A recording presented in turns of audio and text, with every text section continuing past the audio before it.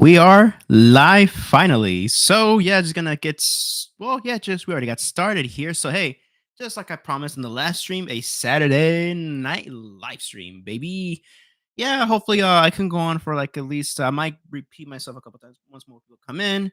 Speaking of which, we're gonna just chill for a bit and wait for more people to come in. But right now, yeah, so hopefully I can go on for like at least an hour, hour and a half, maybe 11:30. Hopefully. So yeah, no, it's overall it's gonna be a chill stream hopefully tonight. Oh, look at that. Look how sharp I look. Yeah, since I kind of like I have the G Hub open and right now, like yeah, I kind of increased the sharpening a bit on the webcam and it looks like it's just trying to focus on my face here. But I try to like zoom out a bit more, but no, this is the maximum I can zoom out. I don't know. I got the G Hub and yet it won't freaking it won't freaking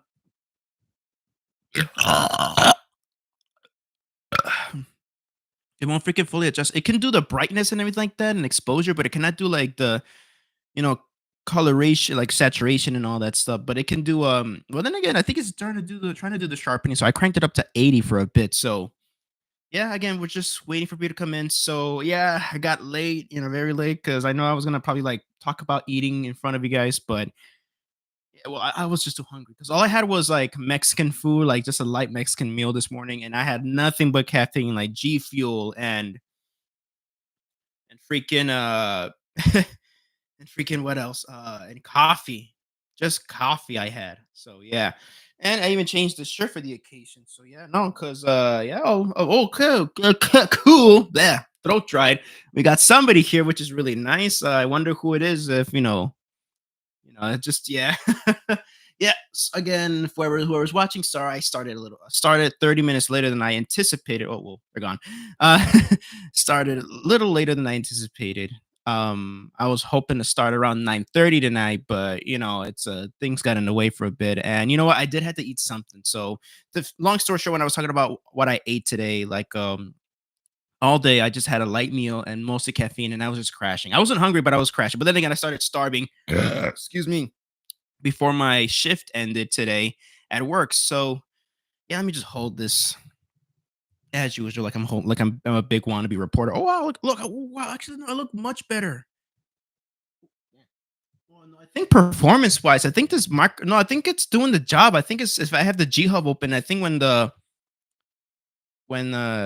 webcam is being used like live or something like that, it looks better. It looks way better than when I opened the G Hub. I don't know why it didn't. Yeah, because look at that. I have my plushies and my pillows this time because why not? Ooh, I'm still thrown off because it really, that's weird.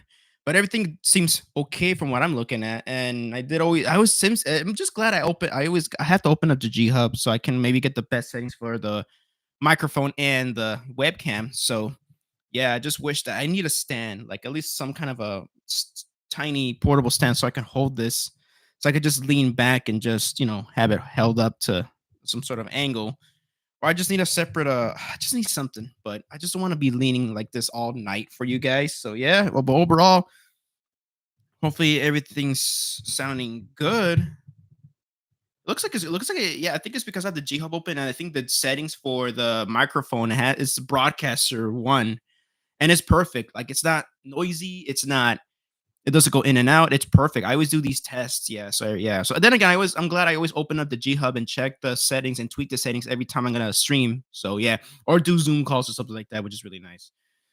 Yeah. No, I look great. Hope you guys yeah, just still waiting for more people to come in. We're almost 5 minutes in, and you know what? This is so far so good. So far so good. I liking the vibe here. Just talking to myself right now, but that's I. That's I.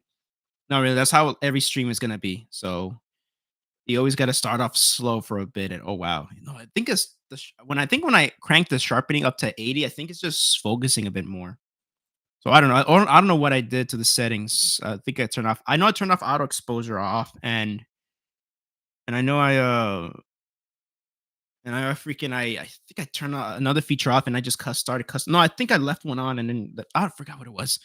But overall, yeah, the colors are and then I don't need to saturate anything. The natural colors of the webcam look nice. I don't look too blown out tonight, which is really good. because I have the my ring light. That's why I looks a little bright in this room, a bit brighter than I would think. And yeah, no, but I just look sharp. Holy crap, I really do look sharp and less grainy today. I've noticed. Oh wow, so good feedback here. Good feedback. The only thing I hope is that hopefully it doesn't crash in the middle of the stream, like or hour into the stream like last night, which was a very much a nuisance, but whatever. Um, so far a quiet Saturday night, but hey, it's that's how it is with every stream. He's gonna start off slow, no one's visiting, and I'm always gonna check whoever's visiting, the likes and everything like that. But yeah, overall, having a good time, having a very good time. So, let a couple of personal friends know about that I'm going live. So that's just give them time to stop by. Hopefully Don stops by today. Hopefully Roberto stops by today because I know that they watch my stuff, my posts on social media. So hopefully they stop by. Even if it's real quick. It's all good, all good. I don't even think I sound good. No, it doesn't. I don't think it sounds good like this. Then again, I haven't even checked the VOD if yeah. But then again, everybody was giving me good feedback on the microphone. So maybe it's because I have the settings. I have the G Hub open, which has the updated settings on it. So I think that's why. But this looks great. I look great.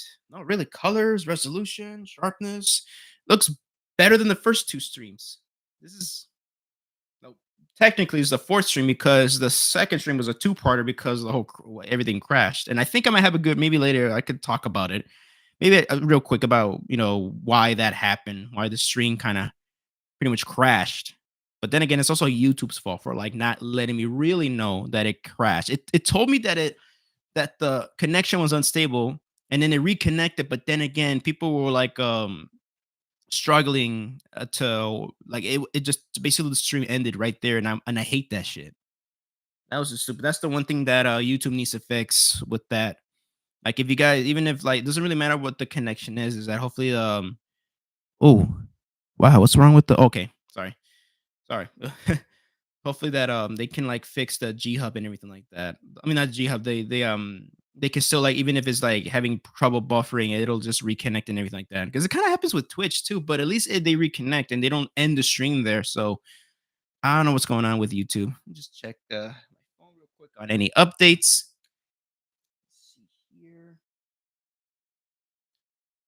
Okay, looks like we got somebody watching. So hope everybody can hear me nice with this. Okay.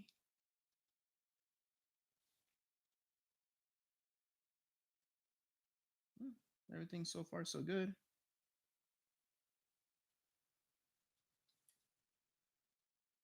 Yeah, just checking things. Oh wow, look, colors do look good. Kind of glad I left most of these settings by them alone by themselves here, so that's really cool. Yeah, no, it's no, so it has like six notches here, so I'm pretty sure if it's like halfway through the meter. I'm looking at the volume meter right here for like the microphone sensitivity, and oh shit, we're getting more people. That's nice. It's halfway. I think that's good, right? Half the microphone is pretty good, but then again, I don't want to be again leaning all night like this, so I need to get like a microphone stand here. And then again, I look the way less close to the camera, the more sharper the stream looks. So yeah. So hey, whoever's watching, welcome, welcome, welcome. Stop right in. We just got started. We're getting started. It's two people watching, which is nice. But hey, whatever. It's how it is. And look at that. We're getting more people coming in. That's nice. That's nice. Come in, come in, come in. The water is great. Well, technically, it is raining in Chicago as I'm speaking right now. A nice rainy Chicago night, so that's calming.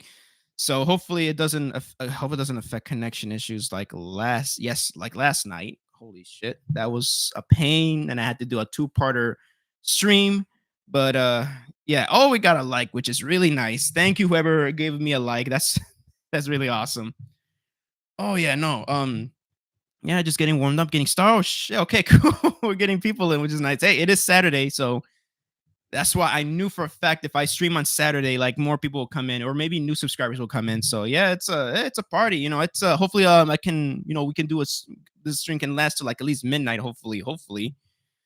If not, then hey, that's cool. So how y'all doing? How's everybody doing tonight, man? How's everybody doing? Everything good? How's the lag? How's the stream? Hey, bub. I'm suddenly missing 6 grand, and my new Cadillac all account point to you. It was me. Should be fun, honey. Lagoon, are you an edger or a goober? Gooner? Oh, a gooner. Ah, I'm a gooner. Okay. Thanks the goon for letting me know. Uh, but hey, DJ 4K, hey, for DJ 4K Cast, man, nice to see you here. Hey, what's up, ranting Philly fan? How are you this? Doing good. Just got from work, just ate. So yeah, not joking, bub. Um, hey, what's up? What's How you? I'm doing good. Doing pretty good. I was ex- I was evicted from my apartment. Um, that's I'm sorry, man. That sucks. My government phone broke. Damn. Holy shit. Damn. Man, I'm sorry about that, man. Well, I hope that sorry to hit the yeah, hopefully this stream can cheer you guys up. So it's look, here's the thing. This is a chill, fun live stream here, and no, just to come in, chill, hang out. There's a good escapism. So no, I just got back from work and everything, tired, but hey, I can get you some money ranting. Well, I can't. I'm not monetized yet. So, what's your favorite slur? I don't have one. Yeah, just came into fortune of 6 grand. Top five list, please. No. I can be edgy, but I'm not gonna. No, it's not tonight, man. Sorry to disappoint. And a new Cadillac. Uh, Hot tub Diablo, please. Oh Jesus. Oh man. Wait a minute. I want to see the list. I'm down bad for a rough night tonight. Oh Jesus. Well, I just hope that we're not getting bots in the chat right now. Then again, it might be a weird Saturday night. Face feet review. Jesus Christ, man. Hey, Endzilla. Hey, hey, you stopped by like you said last night. That's really awesome, man. Oh my god. It's hey, here. Come on in. Just caught us in a weird weird time right now.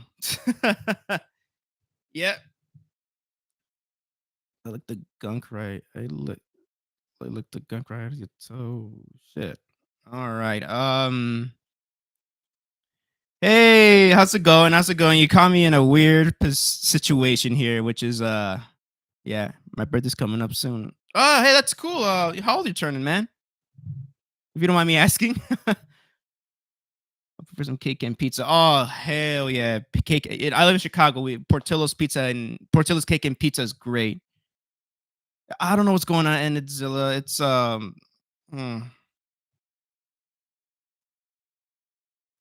I don't know what's going on.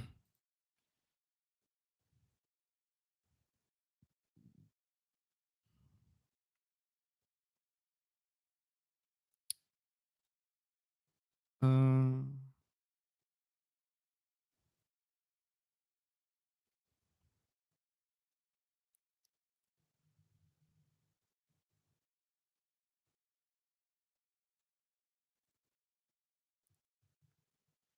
47 soon. Nice. That's cool, man. Hey, turn 30.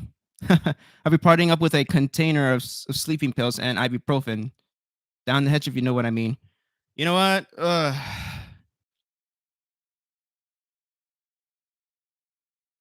Hey, man. Hopefully things will turn out right, man. Everything will be turned. I think everything will be all right for you, man. I'm not really somebody that can consult with stuff like that, but it's I've been there, man. I've been there before with depression. So yeah,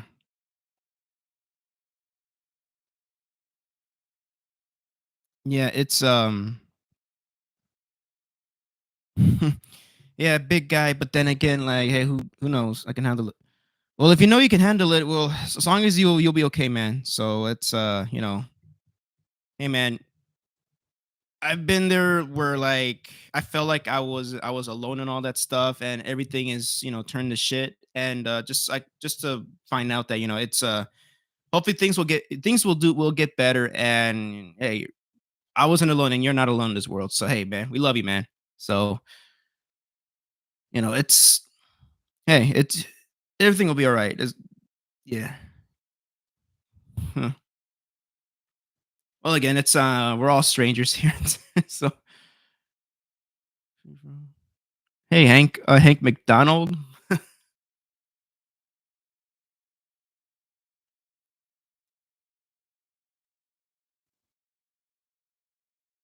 You insulted my family and most importantly, my mother. Is that a reference to a bridesmaid or is that legit serious?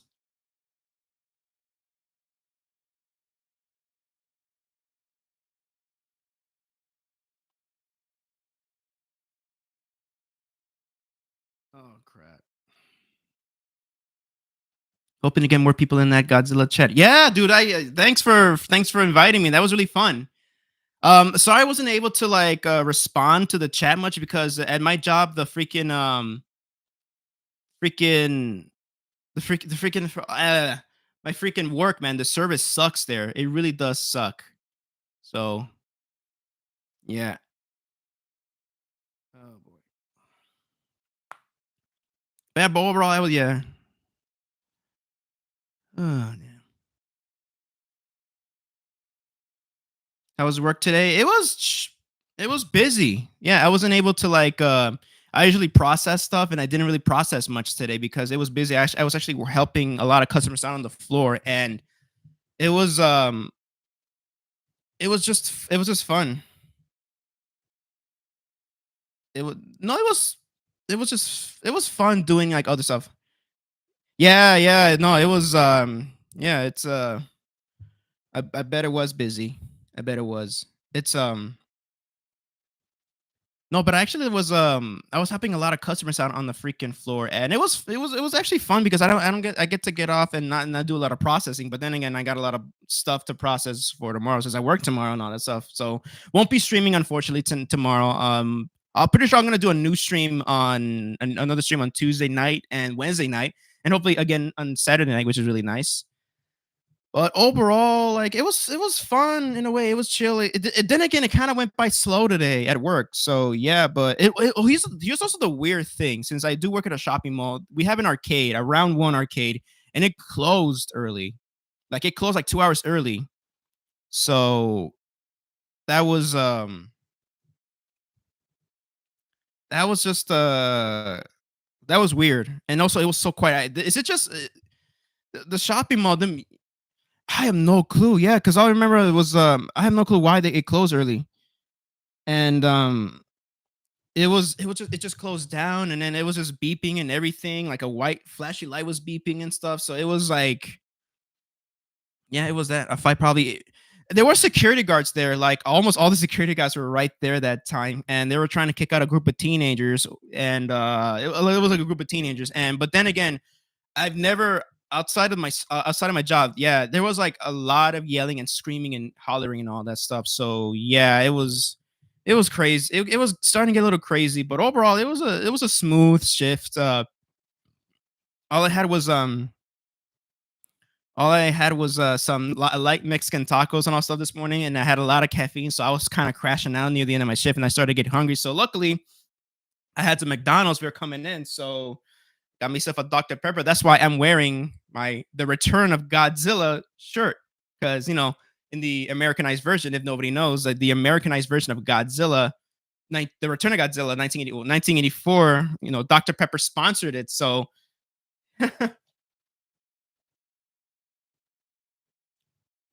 love that shirt. Wearing my cavity. Yeah. Oh my god, which one is it? The one with the Kong and Godzilla and Shimo and Scar King in the back? Because I wore that to the Godzilla Kong premiere, like the cheers. I got yay, cheers. Yeah, yeah. No, I took that to the premiere, and then yeah, nice, same. Yeah, I took that to premiere, and then And then freaking no, like an AMC employee greeted me. He's like, "Oh man, I love that shirt." And you know what? Speaking of which, speaking of Dr. Pepper, give me a quick second here. Let me just show you guys a real quick pickup I got.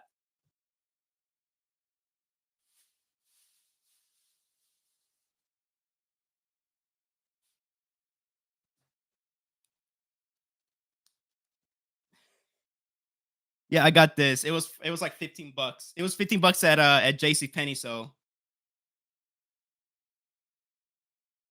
yeah, that's really nice, man. Oh, which figure did you get?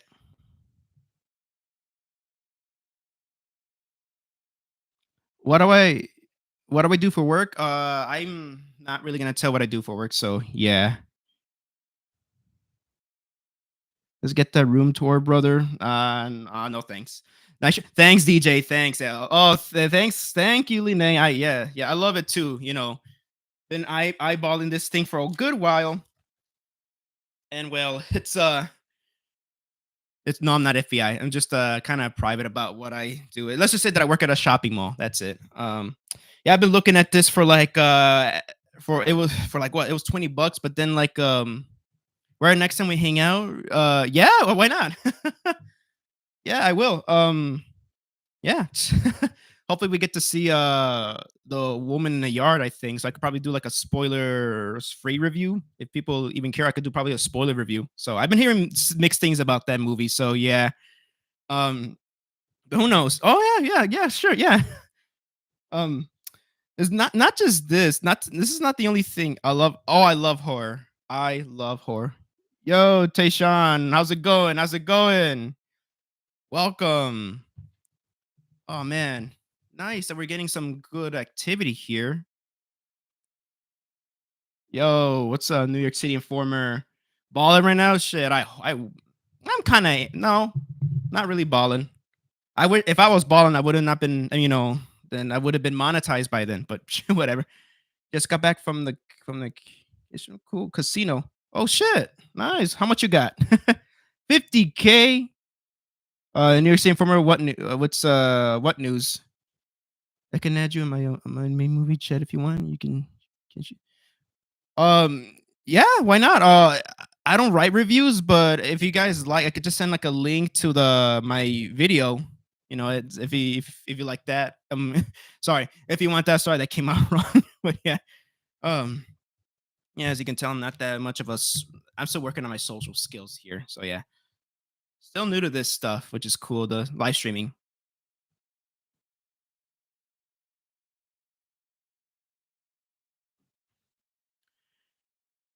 You're Duke in Florida taking wins tonight. Oh, that's cool. Is that a boxing match? Yeah, usually on my channel, I mostly know about I can finally pay off the debt that I owe. Okay, awesome, man. Well, that's good. Oh,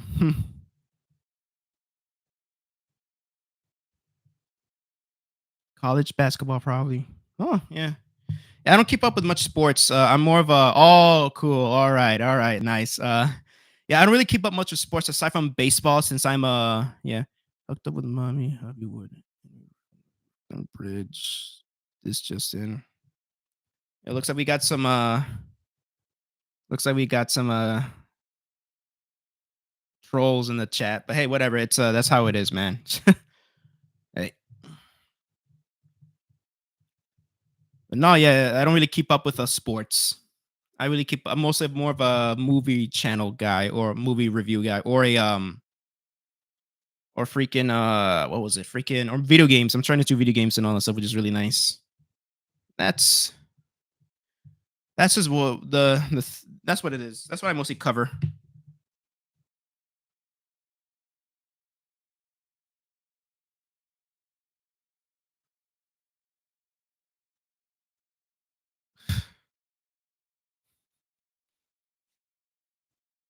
Just put this away. I'll be right back.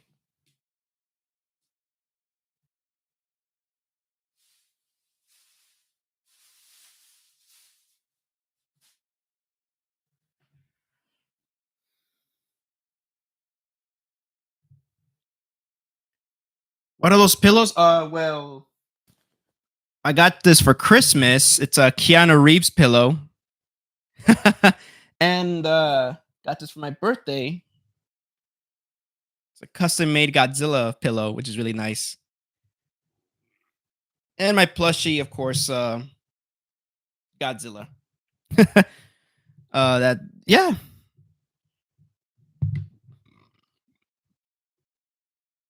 need the Godzilla one. Yeah, I got it at a Japanese store at a was it Too Cool, I think? Well, Japanese themed store. Or is there is Asian actually. There's a bit of Korean in there. I last time I went there, so yeah, that's where I got it from. And it was right next to like some NECA figures, like Gamera figures or freaking some Godzilla one. Oh, there was only one, I think. It was just the I think it was the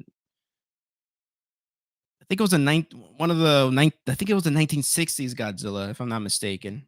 1962, I think. But it was most of they had like 3 or 5 Gameras. Like they were the 90s Gamera, none of the Showa era ones. They got the 90s Gamera. It was the SH Monster Rice figures. So as far as I remember, I got that thing years ago, man. So yeah. No, I love it. I love it. I love having it. I also have a blueberry plushie, but he's kept away somewhere, safe because yeah. We need to hang out in the deep blue sea. You need to hang up the deep blue sea poster later. It was cool, like the new artwork. Oh yeah. New Empire is the best Godzilla movie. Oh, yeah. I still think the original got the 1954 Godzilla, but still dude, I love the New Empire. I think that it's been getting some hate recently just because because of the whole like -1 versus New Empire debate, which is like, yeah, takes a dump on the original. I need the Godzilla U2s, but they can't ship to me because of licensing. Oh yeah, yeah.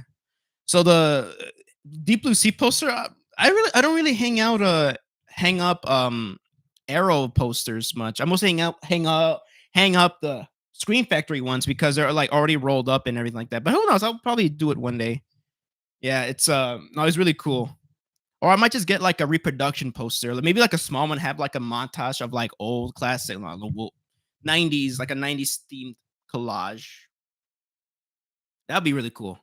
That'd be really freaking cool. But yeah, what else actually? Speaking of physical media, when it comes to the poster, I'm thinking of doing like because I got something early in the mail today, and my top three are easily number one, -1, two original, three King of the Monsters, 2019. Nice. One time I saw Godzilla 3D movie in the theater, stoned. It was amazing. Oh, which one?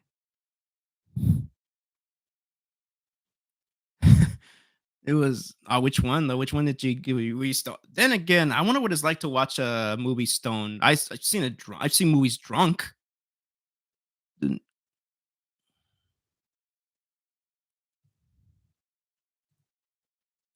Yeah, I was drunk when I was what was it? When I was watching Madam Web. It's probably Godzilla versus King. Yeah. No, that's bullshit. Yeah, it was. Oh my god. Oh my god. I mentioned in my review that oh shit. That it should have at least been nominated. Yeah, won awards. Yeah, it should have at least been nominated at least. That's actually I've been noticing a lot of people been more hyped up on nominations than like them winning. No, I was like when I saw the Madam Web film, I saw it still drunk, but when I'm drunk sometimes watching a movie, I notice more of the bullshit, you know? Like I could like my I get supersonic hearing and like I just listen to like how bad the sound editing was. So it was just so bad that I've never ever in my life seen somebody walk out of a movie. Like I've never seen it. Because the 214 is a god for the 21st century. Nice. um so what happened was yeah, no, somebody walked out and this guy was like, man, fuck this movie. And then he stood in the exit and then he turned around and he yelled one more time, man, fuck this movie. And he just walked out. So yeah. The Emperor should have had VFX nomination. Yeah, Alien Romulus being nominated was great though. Yeah. Oh my god, that movie's amazing. But I also understand the criticism of people with the whole nostalgia thing. But overall, like Gods of Life, hell yeah, Tayshawn, hell yeah. But for like But yeah, man, I love Alien Romulus, especially how it's a comeback to practical effects because I've been seeing like even like kind of like the last one, Alien um Covenant. Like I noticed there was a lot, it was more CGI shots than practical effects, or if I'm not mistaken. But the watching Alien Romulus was like it was just oh my god, like it's such it feels so good. I saw it at the Dolby Cinema at AMC, so it was really nice. It was with so when I got the 4K and had Dolby Vision, Dolby Atmos, man, it was like right there. I also got the popcorn bug. Maybe on one day another stream I can show you guys. I think I already showed it on my review, but um hopefully I can show it on the stream one. Yeah. I also got one more thing to show you guys. You know, if you guys want, I can do an unboxing for you guys, like a live unboxing, since I got this early from the Criterion collection. So yeah, I'll reveal it in a few minutes.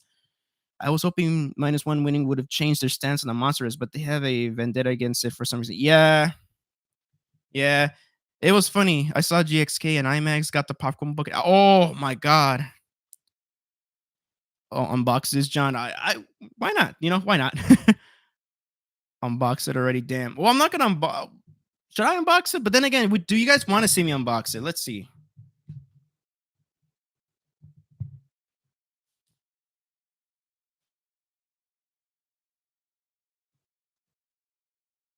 Ugetsu. First live unboxing on this channel. Hell yeah. It's damn, it looks blown out a bit, the the ring light. But yeah, it's Ugetsu. It's a Japanese movie by Akira Kurosawa. No, it's not one. What the hell then? Why does it say? That's weird. I got yeah, the 4K is the upgrade. It's coming out this Tuesday, so I got it early from Criterion, which is nice. It's Kenji Mizoguchi. Kenzo Mizoguchi. No, I love this movie. It's on HBO Max. If you ever guys want to watch this movie streaming, HBO Max has it, and I saw it because I pre-ordered it. But just this is like a blind buy, but I decided to my next return release will be Andorra. I got that pre-order too. I got that one and Some Like It Hot. So this is like one out of like the three April releases. So I saw this on HBO Max because I'm like, you know, like there was a blind buy, and I'm like, huh, this is a I bet you don't have a 1979 original Alien one sheet. I do not. I do not. I wish. Um, so I got this. Long story short, I decided to check out the film on HBO Max, and I loved it. I'm glad I kept my pre-order because I really dug this one. It starts a little slow for pretty sure people who don't like slow burn. It starts slow down a bit in the first two acts, but then no, the first act it's like setting up. Yeah, it sets up, and then like a second act it picks up, and then the third act that's when it hits you with the ghost story. Because this is supposed to be like I pre-ordered because oh ghost story, and I love Japanese ghost stories. So yeah, but it's a let me just read the synopsis here. By the time he made Ugetsu, Kenji Mizoguchi was already an elder statesman of Japanese cinema, fiercely revered by Akira Kurosawa and other directors of a younger generation. And with this exquisite ghost story, a fatalistic war crime tragedy derived from stories by Akinari Ueda, hopefully I didn't butcher the name, and Guy the Maupassant. He created a touchstone of his art, his long takes and sweeping camera guiding the viewer through a delirious narrative about two villagers whose pursuit of fame and fortune leads them far astray from their loyal wives. Moving between the terrestrial and otherworldly, Ugetsu reveals essential truths about the ravages of war, the plight of women, and the pride of men. Which it is, yeah, that's what it is. So one of the guys, he wants to be a samurai, and the other guy just wants to he wants to be rich from selling pottery.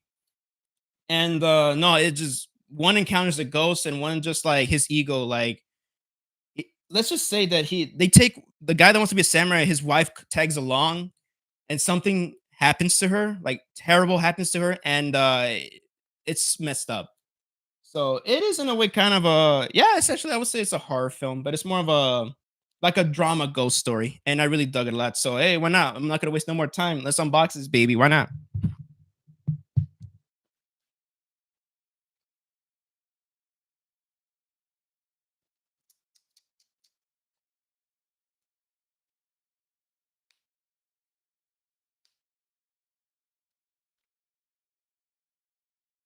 Be careful here.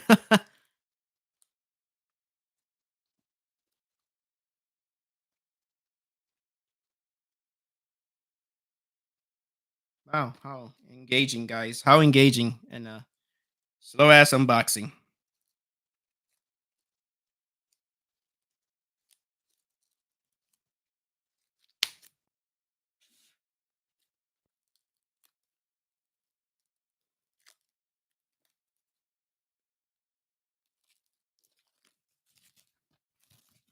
All right, now we're getting started. Now we're getting started. You know what? I'm glad I don't really like do like live unboxings much. First of many. Oh, hopefully there's some. Hopefully I have more. I'm actually surprised. This is a DG pack. I'll probably buy Strange Darling next month. Didn't get on release because Terrifier 3 minus one figures. Yeah.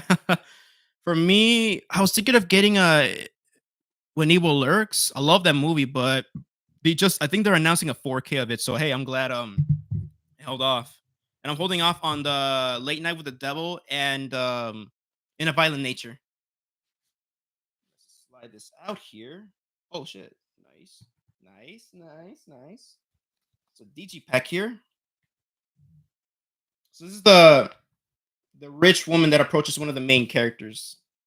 Like the guy that like wants to make a living out of pottery. Yeah. Okay. Yeah. That's all it is. We got 4K in the Blu-ray, and let me see if there's anything in the back. Nope. Nothing in the back. Let me see if the disc is scratched. Let me see. Nope, it's all right. I wonder if this is a 66 or 100 gig disc. Let me see. And the Violentia was all right, certainly unique. Yeah, I know it's not for everybody. I liked it because it really reminded me of like Friday the 13th, but you know, it's I know it's not for everybody, especially with the long camera takes. So yeah, here's the book, the booklet. Really, and yeah, that's just pictures. No, well, essays and how blown up how blown up my my webcam is. Damn, let me turn off my ring light just in case. Oh damn, it's worse. Yeah. It's yeah, it's well, it's I think it's because of the color. There's so much white here. So yeah. Let me just before I wrap up this unboxing part, let's just see what the master's about.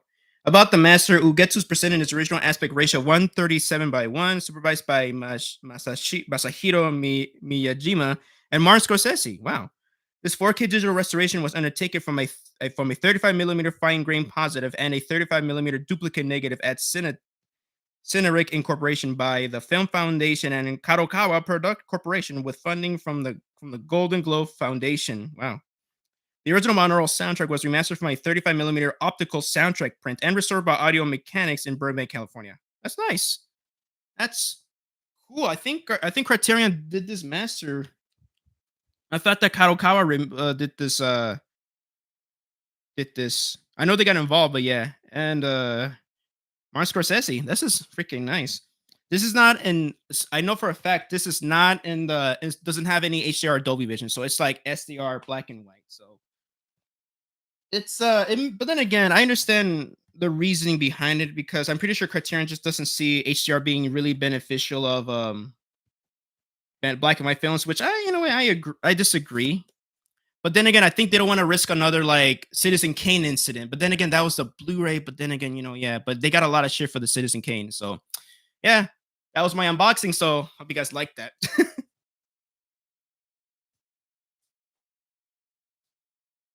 me catch up on the chat here. Sorry, I'll probably okay. I have Late Night with the Devil 4K.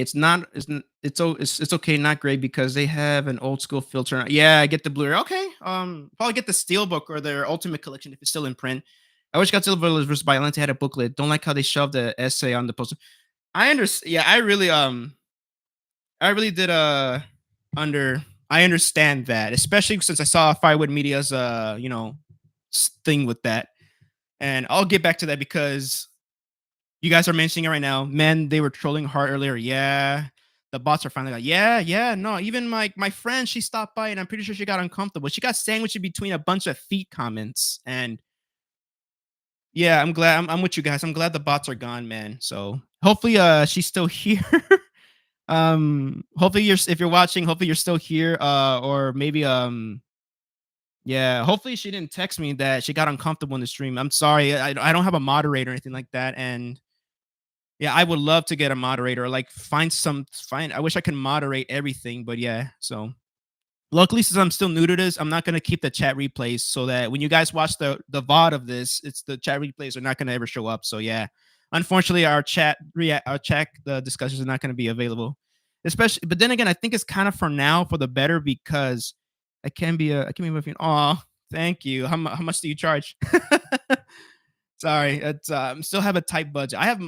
Yeah, I could say have a money, but I still have in a tight budget. So, but yeah, but I hopefully we can discuss this one day.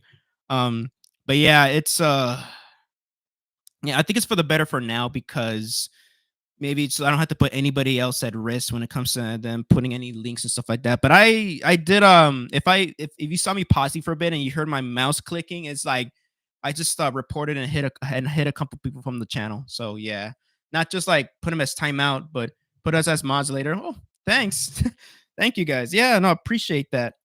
Uh, no, thanks, guys. Really, that warmed my heart. Yeah. No, yeah, because it did get out of hand. It really did. At first, I thought people were just joking, because I understand. I'm pretty edgy. I'm an edgy guy myself, but you know, but then again, it's like I feel that I feel that no, the thing that I really right away noticed because I don't catch things like bad like really bad vibes quick. So, and it took a while for me, like, oh shit, they're trolling or botting. So they've been asking me about this and that, and some guy posing as EDP, which of course I know that's a troll. That's a fucking troll, man. Fuck EDP. Hey, cheers, guys, for the bots and trolls being gone. Yeah, they'll be fine. Hey, the worst case scenario is then they send me like a death threat or some shit like that, or probably in a video be like, man, you kicked me out of your stream or some shit like that. Which I don't look how small my channel is for now, and it ain't really gonna happen. I did get a troll stalk me for almost 5 months, like when I first started doing YouTube, when it was during the pandemic.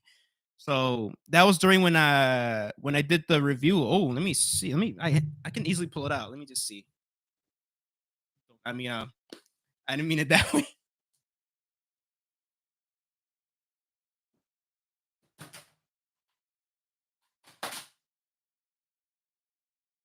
And everything dropped. I did a review of this, and I gave it a negative review, which I had, I was just being honest. And some guy who had like a Goku Super Saiyan 3 Goku avatar like profile picture on YouTube said, "You suck, you have a punchable face," and blah blah blah. And I'm like, all right, whatever. I know it's a kid. And he brought one of his friends over to harass me too. And I'm like, what the hell? So they kept harassing me in another video. No, not the same video. So like I just removed their comments. And I know my friends stepped in to make fun of them because they know they're kids. But I'm like, at the end of the day, I'm like, no, just let them be. But what happened was that the I immediately reported this person. I don't care if it's a kid. I don't care how old you are. I'm reporting you if you're legit saying messed up things, not just to me, but to anybody. So what happened was that this person, I screenshotted this before. I don't know if I have it on my Instagram, but I of course censored their profile picture and their name. But the last thing this person said to me was, "I hope Jake Paul knocks you out and grapes your mother." And that really, all right, you know what? Since this piece of shit doesn't want to stop, I just reported it, and I'm pretty sure their channel got taken down. I even checked their channel out, and it was just like shitty like online GTA 5 online videos that only got a view. And I was actually getting decent views at the time. This thing was the thing before aside from my Friday the 13th fan film, I think I'm pretty sure I got some subscribers because of this thing. And I would love to revisit this one day because I think I felt like I was a bit too harsh on it at first. But then again, if you guys are Dragon Ball fans, you know for a fact we deserve better than this. Than $350, which I was dumb to not. Well, no, I can't say that. I was you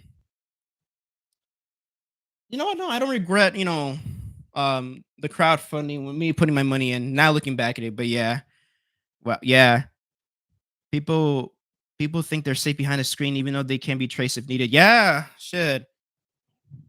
Excuse me. Yeah, give people a reason. Give people a reason. The internet is messy. Them. Yeah, it is. That's how.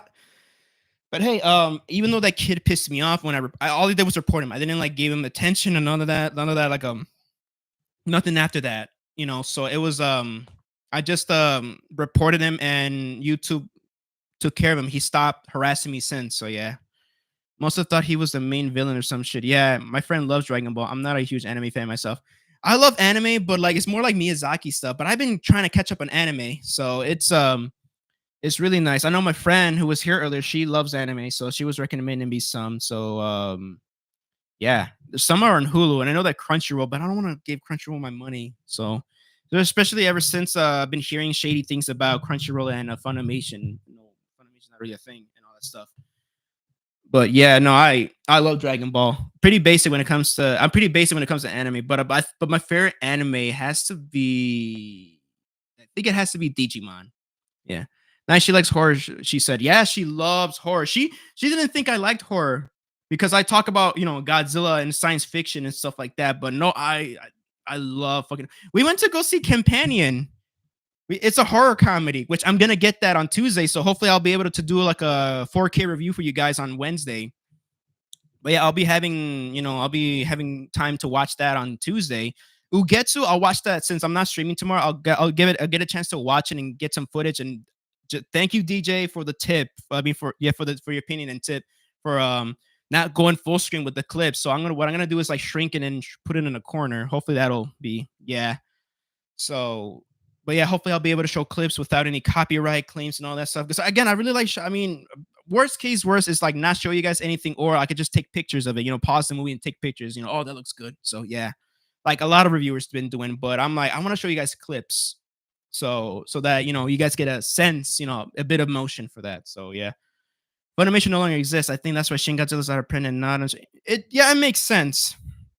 It makes sense. I don't know. I don't know if you can. I don't know if I can purchase it here in the states digitally. But I'm glad I got the original Funimation Blu-ray. I showed it off on the physical media collection with my Godzilla collection. But no, I have the. I'm glad I have the U.S. release. But man, I got jealous when I first got it because the Japanese release had like bonus features. Like I think it's 4 hours of bonus features, and all we had was a 30-minute. It was cool. It was actually cute. It was in National Fork. Yes, we do.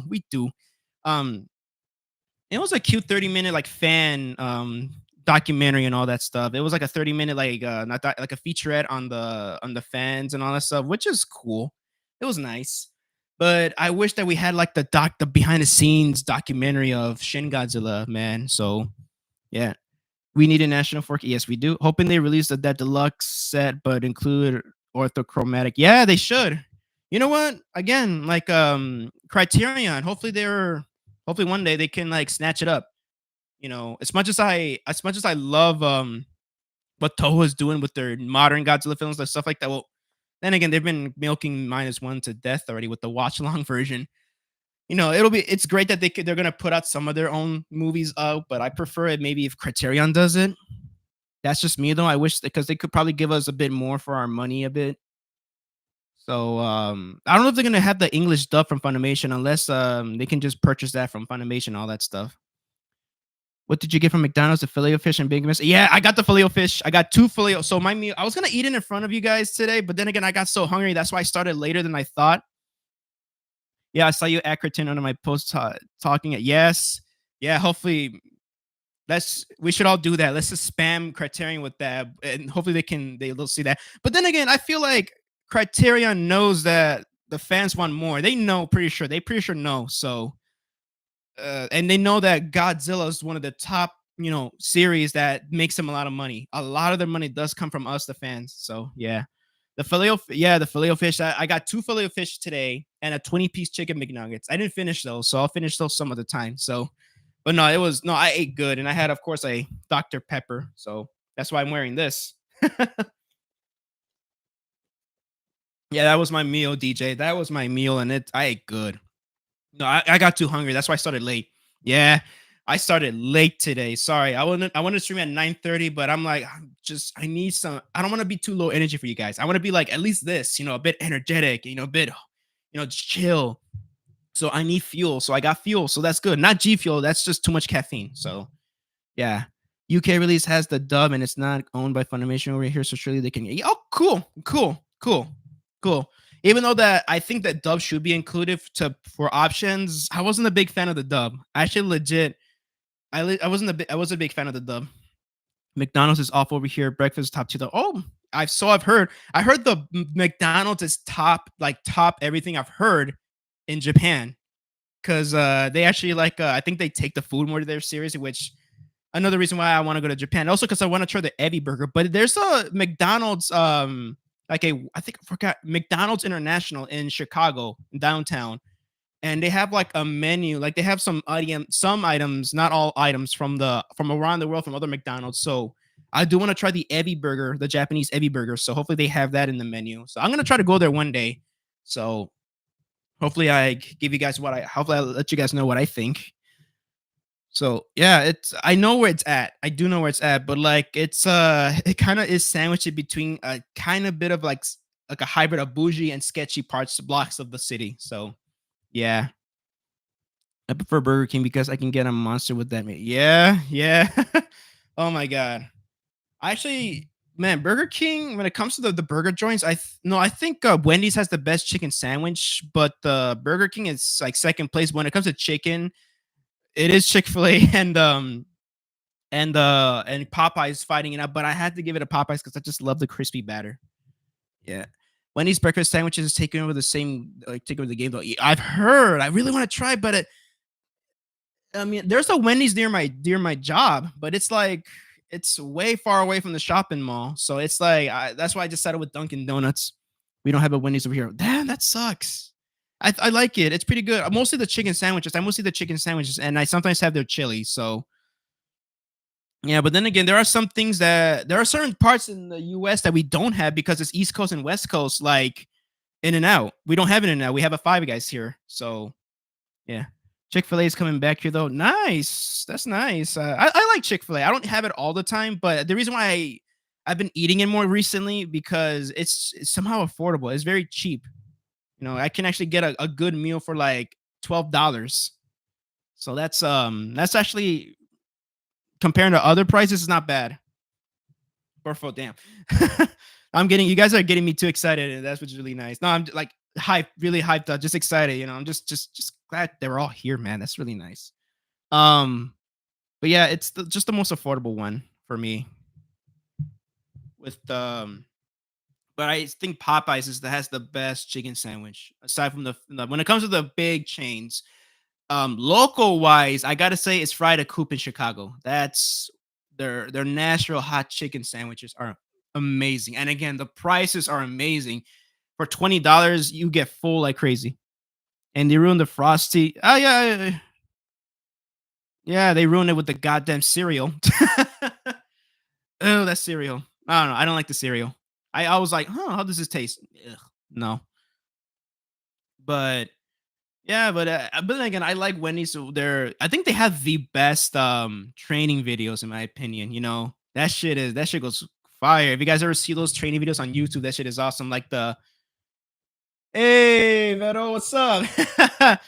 Welcome. You're just almost in now. Hey, luckily the trolls are gone. You just missed it. It was getting weird. Like all of us were getting hell uncomfortable, but luckily the trolls are gone, as far as we know. Luckily, everything's calmed down. Everything is chill right now. So, anyways, going back to Wendy's, they have like the best like freaking training videos. Of course, they got grill skills, but also like, have you guys ever heard of the hot drinks one? Like the hot drinks really get you going. Wendy's will always let something like that. I love that dude. Is funny as hell, dude. I love that dude. That dude was like vibing and shit. No, I love that freaking when the hot drinks one. That shit is awesome. And what else? They did They did a closing shift one, I think, and then it and they made it into like a they were throwing shade at McDonald's, even though of course they cannot legally throw shade at McDonald's, but it was just it's crazy. I've seen that in bro, Papa Me Cannon brought that up, and that shit was funny as hell. Well, there's also one that was cool to watch was the KFC one. It was cool. It was like a process to fry that chicken, but now everything is simple now these days. And KFC, in my opinion, they gone downhill. Like, what the fuck? They should bring me like Godzilla and fast food commercial. But see, I've been I have friends that work at Taco Bell, and I told them, man, I know you guys work there, but is there a way? Maybe if there's a way, if there's some way Taco Bell can for the next MonsterVerse film, if they can bring back they could do another Godzilla crossover. Like maybe they can bring back the volcano taco and just change it a bit, tweak it a bit, and make it like the radioactive taco, but it's like a spicy taco, you know? KFC changed their fries, which been I don't like them. Yeah, notice that they're a bit smart. If they are smart, yeah, yeah, yeah, DJ, yeah. Man, that was a missed opportunity. We've been getting missed opportunities for the MonsterVerse when it comes to like the. I know that Carl's Jr. and all that stuff. They do all that stuff. I think the last one was a Mexican exclusive though. But for the for Taco Bell, how the hell did Taco Bell not cash in on that? Man, because remember when the 1998 film, like I was like a baby, I think when that came out. I think, or I was like barely having conscience of what I was. Maybe if we beg, yeah. Let's do a little hashtag, hashtag Taco Bell, and not just Taco Bell, a Dr. Pepper crossover. God damn it, Jesus! So in my MonsterVerse movie that I want to do, I want to have. I don't care. I want to have a shameless product placement of a Monarch employee eating Taco Bell while drinking a Dr. Pepper. I don't care how exploitive that is. I want to put that. I want to at least see that in a future MonsterVerse film. We have to have that. You need to email them, Javi. Yeah, I would. I'm gonna give them a nice like a letter and just end it with "fuck you." I'm kidding. No, I'm not. I'm not. No, we guys need to do a petition, man. We need to make Taco Bell and Godzilla crossover again. Make it as known as well as the Volkswagen. Yeah. Oh yeah. No, it'll be good. Look, here's the thing. We can just like have like a nice. You know what? We should shoot that. We should shoot that shot with the Taco Bell and the Dr. Pepper. I'm holding a McDonald's cup, but we should have the Dr. Pepper and the McDonald's like and the Taco Bell like center frame and IMAX ratio. Sharp quality. You can like smell the ground beef and everything like that. And it's legitimately like it's not just any Taco Bell taco, but the crossover taco, like the volcano taco, the radioactive taco. Let's have that. Let's bring that shit back. That shit will be awesome, man. Just like the Volkswagen. So, oh my god, I think didn't. No, I wish that Volkswagen like product placement was in IMAX. Yeah. Oh, that shit is wild, man. Look at me, I'm going crazy here. Hey, it is Fast Saturday night, dude. Craziness is happening tonight in this stream. First the trolls, now me. Or maybe it's genius. It's probably here. It's in the mind, guys. It's in here. It's in here, guys. Come on. You guys know. You guys know what's up. You guys know what's up. Legendary. If you're watching this, which you're not, guys, please go holla at freaking Taco Bell real quick. Like, hey, look, let me holla at you real quick. Radioactive taco. And make it a crave, maybe make it like 3 cravings boxes, make it a cravings box.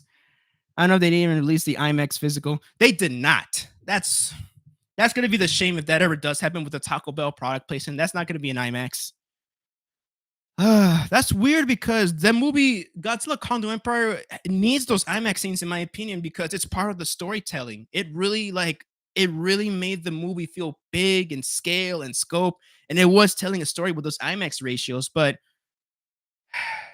I knew we were in trouble when neither of the Dune films got a freaking IMAX release when it comes to physical media. But Joker Folie à Deux gets one, which it looks great. I actually warmed up to that film over the time, but that's weird that it's Ghostbusters Frozen Mirror has the IMAX ratio, but only on the double pack. The individual release is the standard. Really? Next to the Afterlife? Yeah, because I got I got the standard release, the individual release. Yeah, I went to see Final Destination 6. I want to see it too. I want to see it too. And Tony Todd is in it, so I think this is before he passed away. So yeah, I love Tony Todd. I really love Tony Todd. So yeah, I want to see that too. And oh my god, I remember when I was a little kid, my first Final Destination film that I saw was Final Destination 3. That's when it came out. That's as far as the earliest one I remember. With the roller coaster. That was awesome, man. I like that. I really like that a lot. Yeah, only on the double pack. Gonna have to buy it at some point. Shit. Maybe me too. I'm actually like I've never imported well, I got some Canadian releases, but I thought they were American releases. But yeah, but I'm not a fan of myself importing other physical media back in the day because they were region locked. But now like 4K is more region free. I really want to freaking import the Taking of Palcom 123 and Roadhouse from Arrow Video. It's only UK only. And also I want to probably like import the Dollars trilogy, The Man with No Name with Clint Eastwood.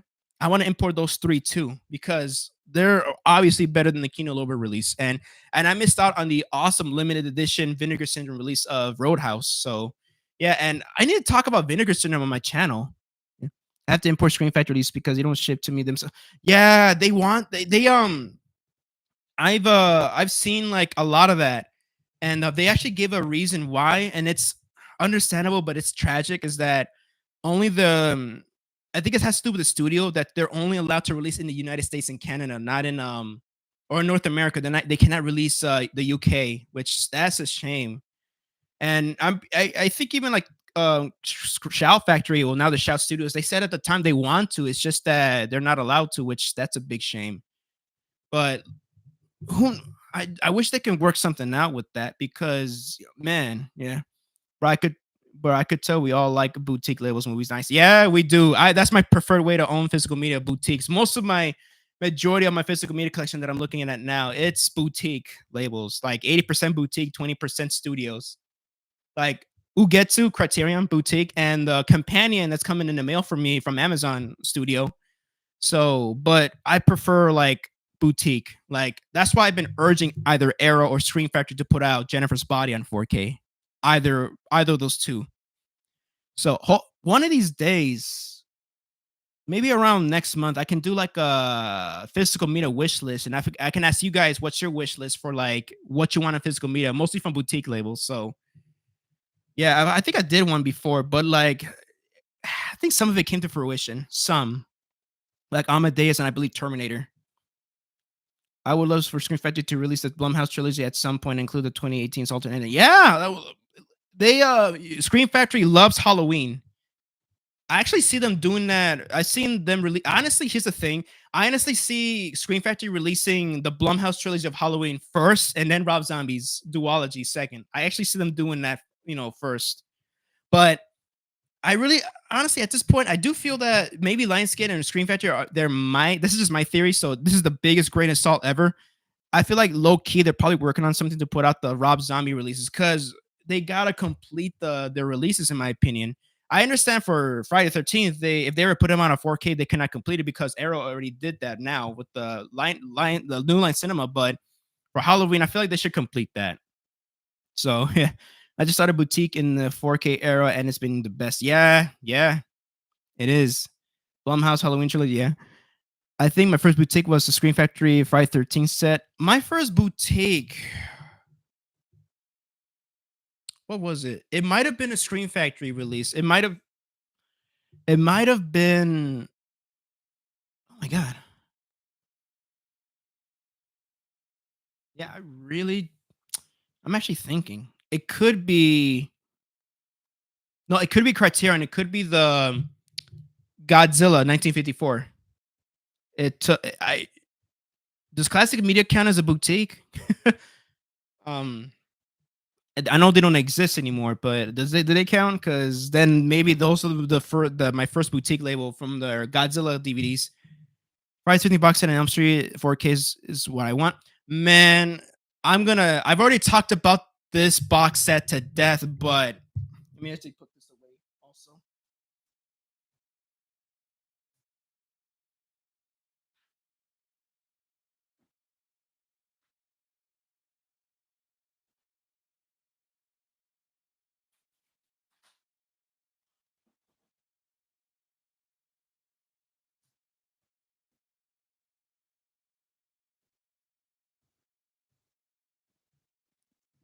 But I like to revisit this thing.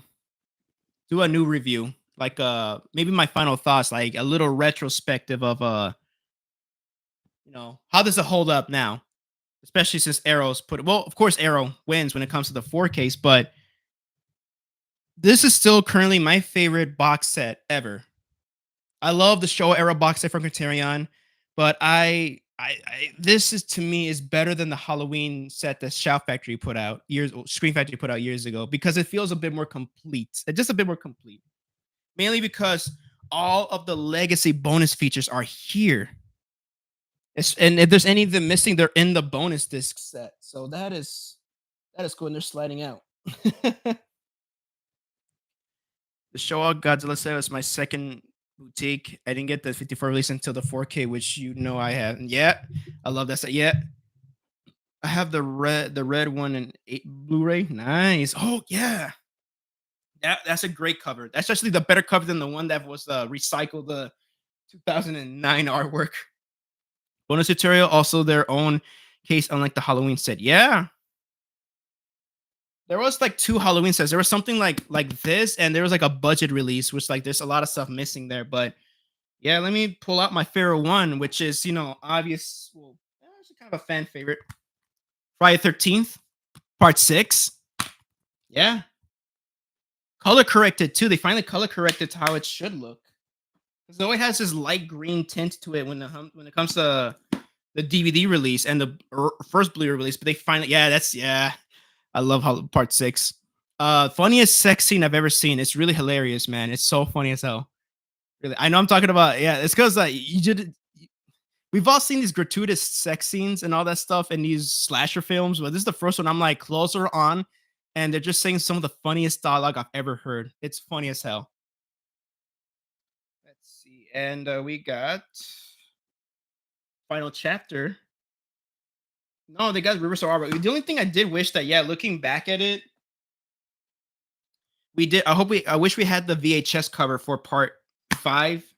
But then again, I do appreciate that we have the poster artwork, which is very lame, but that's how it was back in the day. But right here we have the VHS hockey mask, which is really nice.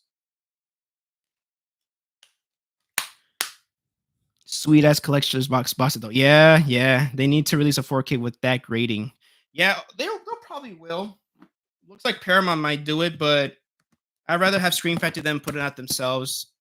Since it's already out on 4K, the first two, but I will pretty sure Screen Factory, if they get the rights to this, they could probably like do a better version, like slip box and everything, and bonus features, and the mono tracks included. Love how Godzilla's canon within the franchise because of the Fangoria. Yeah, yeah, in part 3. Oh yeah, and you have a brutal ass kill. I remember back then with the MPA was like very like well, I wasn't born around that time, but yeah, but you guys know the history of like how they censor so many of these films, and that kill with the Godzilla magazine, you can see the knife, like the machete go through her chest. It's like you see the flesh get ripped apart, which is crazy. No, I do love this set. I really do. Despite, of course, having a problematic launch, I still love this set. Looking back at it, it's a damn good set, and it was for during the pandemic for Screen Factory to post something out like this. This is crazy. And I got the limited bundle, like the limited edition bundle with the anniversary poster, and I want to. I have the with the artwork. I have the poster for this, the lithograph, and I'm trying to find a frame, and I know where to put it. I have a good spot to put it up there. So, yeah, during the lawsuit as well too. Luckily, like it was like they can like I think Cliff McMillan during the Christian Hannah horror interview, he said that at first they didn't want they didn't have the permission to release these movies because of the lawsuit, but then maybe like they did a further investigation that oh no they can. I mean, the only thing that's affected is future movies. Other than that, like the movies that are already done, like any movie that's already been out for years, they're not affected. So they got the permission to release this awesome set. And Jesus, the more wow. No, this is a proud. I have it like proudly displayed on my shelf. Really freaking nice. You might if I ever do like a more like physical. I'm pretty sure you guys seen it like at all the time at the frame. Like when I showcase a couple of the stuff on my table here that I have my laptop on. But no, this is This is freaking great. Let me check my phone real quick, guys. Sorry.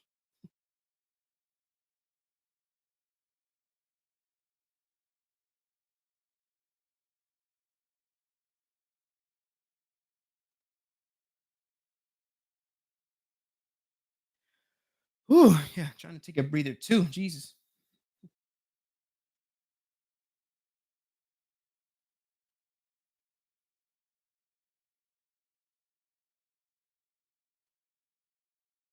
Oof.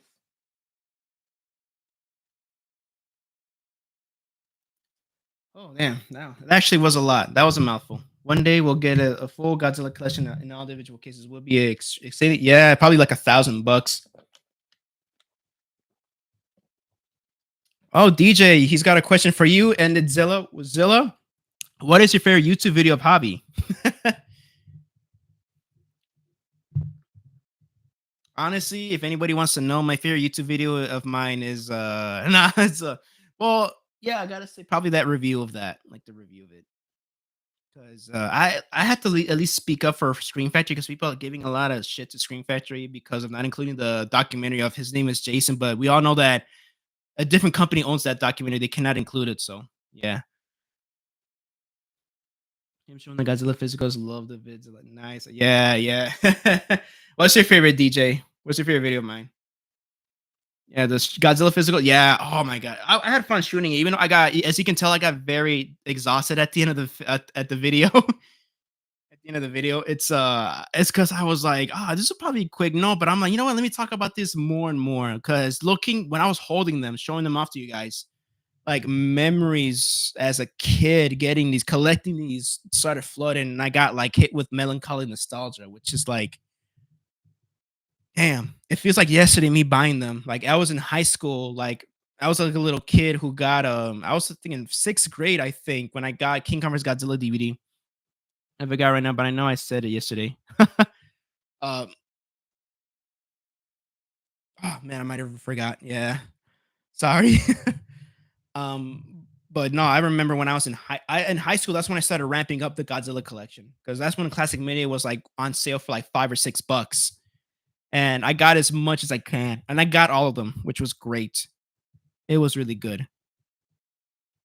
And it's always fun to go back to those because we're never gonna see those bonus features and commentary tracks ever again because of, I think it's just not just licensing. Yeah, it's just mostly because of licensing and also just because of Toho just doesn't want like third parties getting involved, like just other companies getting involved with the special features because oh, the pumpkin. Oh, I love that video because that, to me, that was a big deal for me because that video was a big deal for me because I love that movie so much. And the 4K Screen Factory did an amazing job with that release. So yeah, even though no Dolby Atmos, but then again, not everything needs to be Dolby Atmos. I'm just glad that this is just me though. To my eyes and ears, it looks like they fixed the sync issue from the Steelbook release. So yeah, maybe able to get the Echo Bridge Godzilla versus Violent DVD for under $10 saved in auction on eBay, and no one else has saved it. Nice, nice. I'm glad I got my Echo Bridge DVD, but no, I'm glad to archive it. So because it doesn't have the English dub, but overall, I then again, honestly, even though I understand people why people are upset or turned off by that release, it's when it comes to not from the omission of the English dub, to me, I prefer watching these films in Japanese with the subtitles, which I keep saying this, but I just need to have the time. But I am actually trying to learn Japanese. So one day I'm not going to need the subtitles anymore. Hopefully. So it's gonna be hard. Learning a new language is hard, but it'll be worth it at the end. May as well get the DVD to go with the Blu-ray and 4K at some point. I'll get the VHS. Oh, ooh. But if you go to some thrift stores, they'll likely have it because I think they made a bunch of those copies back in the day. It's actually a Godzilla movie that's. I mean, I think if you go to pawn shops or if you go to like any like retro VHS stores, or if you just go to like thrift shops, it's pretty much like kind of a common one to find. Aside from the 1995 VHS tapes from the Star Wars trilogy. I have both Kill Bill forecast, and even though it's upscaled forecast, I still need them in my life forever. Yeah, no, yeah, it's still. Here's the thing: even though if it's upscaled 4K, it's still better than the 1080p. This because well, that all depends on how they do the mastering. because it's still 2K is 1440p, so and less compression and bigger disk space. So yeah, and also just depends on how it was shot too. And Tarantino shot his films on film, I believe, but they're done in 2K, so it's gonna look better in my opinion. I haven't owned them yet because I just don't have it in my the budget for me to get them right now. Just I do have a companion on hold. I mean on pre-order, and also I got Criterion on pre-order. So I've been focusing more on boutique labels than like studio labels and all that stuff lately. Hopefully, I'll get it on a sale. Hopefully, the Kill Bill. But then again, I haven't even watched my steel books of Kill Bill. Let me see if I can pull them out.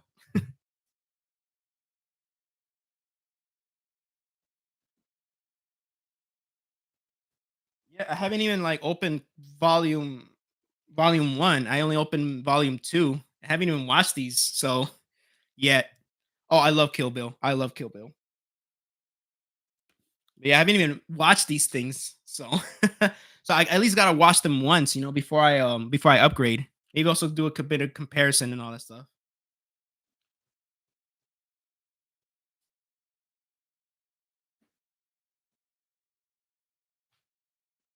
Let me put this away too.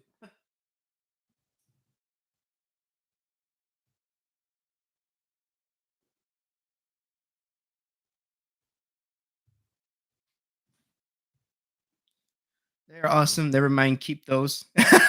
No, I am keeping them. Yeah, hell yeah, I'm keeping them. It's nice. Some physical media I will sell off since of course, I'm glad there's some 4Ks that I legit fully upgraded and all this stuff. Like maybe I might give away the my Screen Factory Blu-ray release of Return of the Living Dead because the 4K is just perfect. Even though they messed it up with the menu thing with the mono track, the new restored mono track is the I think it was labeled as stereo. It was mislabeled on the menu, so like a lot of people are like, "Oh, there's like some like a song missing from the original soundtrack. It's missing, and this is supposed to be a new mono mix, but no, this is the old stereo mix that's missing a couple stuff. So luckily, you get if you switch it to the stereo, which is actually the mono mix, you get the new mono restoration with like all but one of the songs restored. But yeah, that's yeah, I think I might give that one away. I know I'm never gonna give away my Friday 13th box set, even though I'm upgrading, of course, the air with the Arrow 4Ks, I'm upgrading them. New Line Cinema ones. It's still like I'm not giving that box set up. So yeah, I'm keeping that.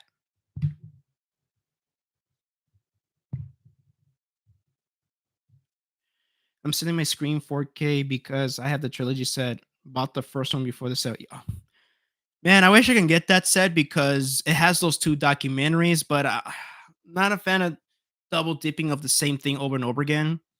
Unless like they put out a new box set with like both cuts, like the unrated and the unrated cut and the theatrical cut of Scream One. Damn, my voice is dry. Then again, I was drinking soda, so it's my doctor soda does dry up the throat a bit.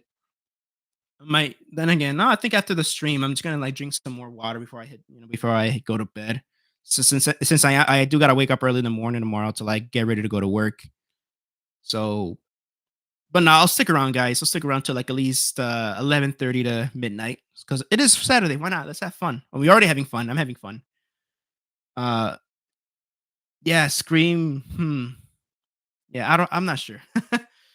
But it has those two documentaries, and I wish that they can put them out that like standalone in the states as a Blu-ray set. I really want to own those two documentaries. I imported the US release because it was better than the UK one. The UK release had all the three films in one case, but the US, yeah, I saw that. Yeah, I hate that. But then again, you guys have better packaging in the UK some most of the time compared to us. Like you guys have that exclusive Zavi exclusive, I believe, of Nightmare on Elm Street with that. I wanted that box set, but yeah, then again, it was too expensive, and yeah, and also you guys had a better edition of Enter the Dragon, which the bonus disc, and we have just the movie with the two cuts and just the commentary tracks, and there's also the Exorcist. You guys got the Bible edition, or you guys got you guys had the bonus disc, and we just had the movie. Even with the steel, but it was just a two-disc set, and it was just the movie. We didn't have like any of the bonus features that I'm glad I'm holding on to my Exorcist box set on Blu-ray. Yeah, There's some stuff I am definitely not giving up. I have the 1 in 8 hardcover Screen Factory 4Ks. Oh yeah, never give them up, man. Never give them up. Even though I pulled out the 7 through 8, now the Curse through H2 Well through Resurrection. I pulled it out of the box set. I'm still keeping that little like flimsy box. But I just pulled them out of the box because it just looks much better without the box, over the cases with my Halloween 4Ks. But yeah, but I'm never gonna give those up. Hell no. Those are awesome. And I love the yeah, I have the one of the posters framed. Yeah, I love that artwork. I get it that that's not everybody's cup of tea because it does well compared to like their other stuff, it does look plain, if that's the word I'm trying to use, like just or simple. I love it. But that's why I love how simple it is though. Then again, it's not too simple if you really look closely at, especially on the knife, like you see you see a lot of details. So yeah, I don't know. I understand, I get it, but then again, I feel like people went too harsh on Joel Robinson's artwork for the Halloween 4Ks, and I'm glad they brought him back to do like 6, 7, and 8. So when they do the Blumhouse and the Rob Zombie films, they better bring him back. That's the other YouTube of this the other you that's the other YouTube of video that was good. Oh yeah, the Halloween collection reviews. Yeah, it took longer than I thought because I was just working too much and like I wanted to like review them when they came out, but at least I unboxed them when they came out. But other than that, yeah, I didn't get a chance to review them. Finally, I did review them, so I'm all caught up with those 4Ks. Now I get to like hopefully when they ever announce any more. So I'll gladly cover the news, which is good, and an unboxing, and then do a review. So yeah, that's the other. Yeah. Oh, sorry. I have the Elm Street 4K. Pretty sure there's a licensing issue with the poster, which is why the UK release has the original poster, but the US doesn't. Really? Huh? Because yeah. Okay, that's interesting. Because I remember Cliff McMillan from the episode when he had the interview with Christian Hannah Horror, he said that they could release the posters. The studios could like release the releases with the posters, but as the cover artwork. But since the artists want to get paid, they create these Photoshop and bad Photoshop covers for that, and so they can get paid or something. They could use the original posters, but they don't. They want to get paid, so why not create new artwork? Which like, why is it so half-assed and slapped together? I like some. I like some. I do like the 4K, the US 4K cover of the individual release of Nightmare on Elm Street because it's the DVD cover art that I grew up with as a kid. So it's just more like nostalgia. But it is the wrong Freddy. It's the wrong Freddy. It's the wrong Freddy. So I wonder how this. I want to pre-order the. I am going to pre-order the Steelbook collection.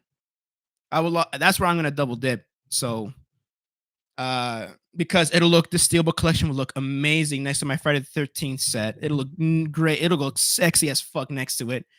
But I just want to take a look at the artwork. Like, how does it look? Sorry, that was my phone. I want to see how the cover looks because I heard it's gonna get new cover art. But it would be cool to have new cover artwork on one side of the Steelbook, and you flip it, it's the original poster, which is again, fingers crossed, hopefully. What Elm Street movie was your favorite, Javi? It's still to me the original is, but I've a legit if it's not the original, then it's between 3 or New Nightmare. I love like 3 and New Nightmare so much, man. Part 4 is Steelbook is all individual cases as well, which is rare for yeah, yeah, especially with that Blu-ray set in the UK and the US, how it's all in one case. And I still have it wish listed on Amazon, but I'm gonna just remove, of course, because this is coming out. I keep forgetting to remove it. But that's like old. So yeah.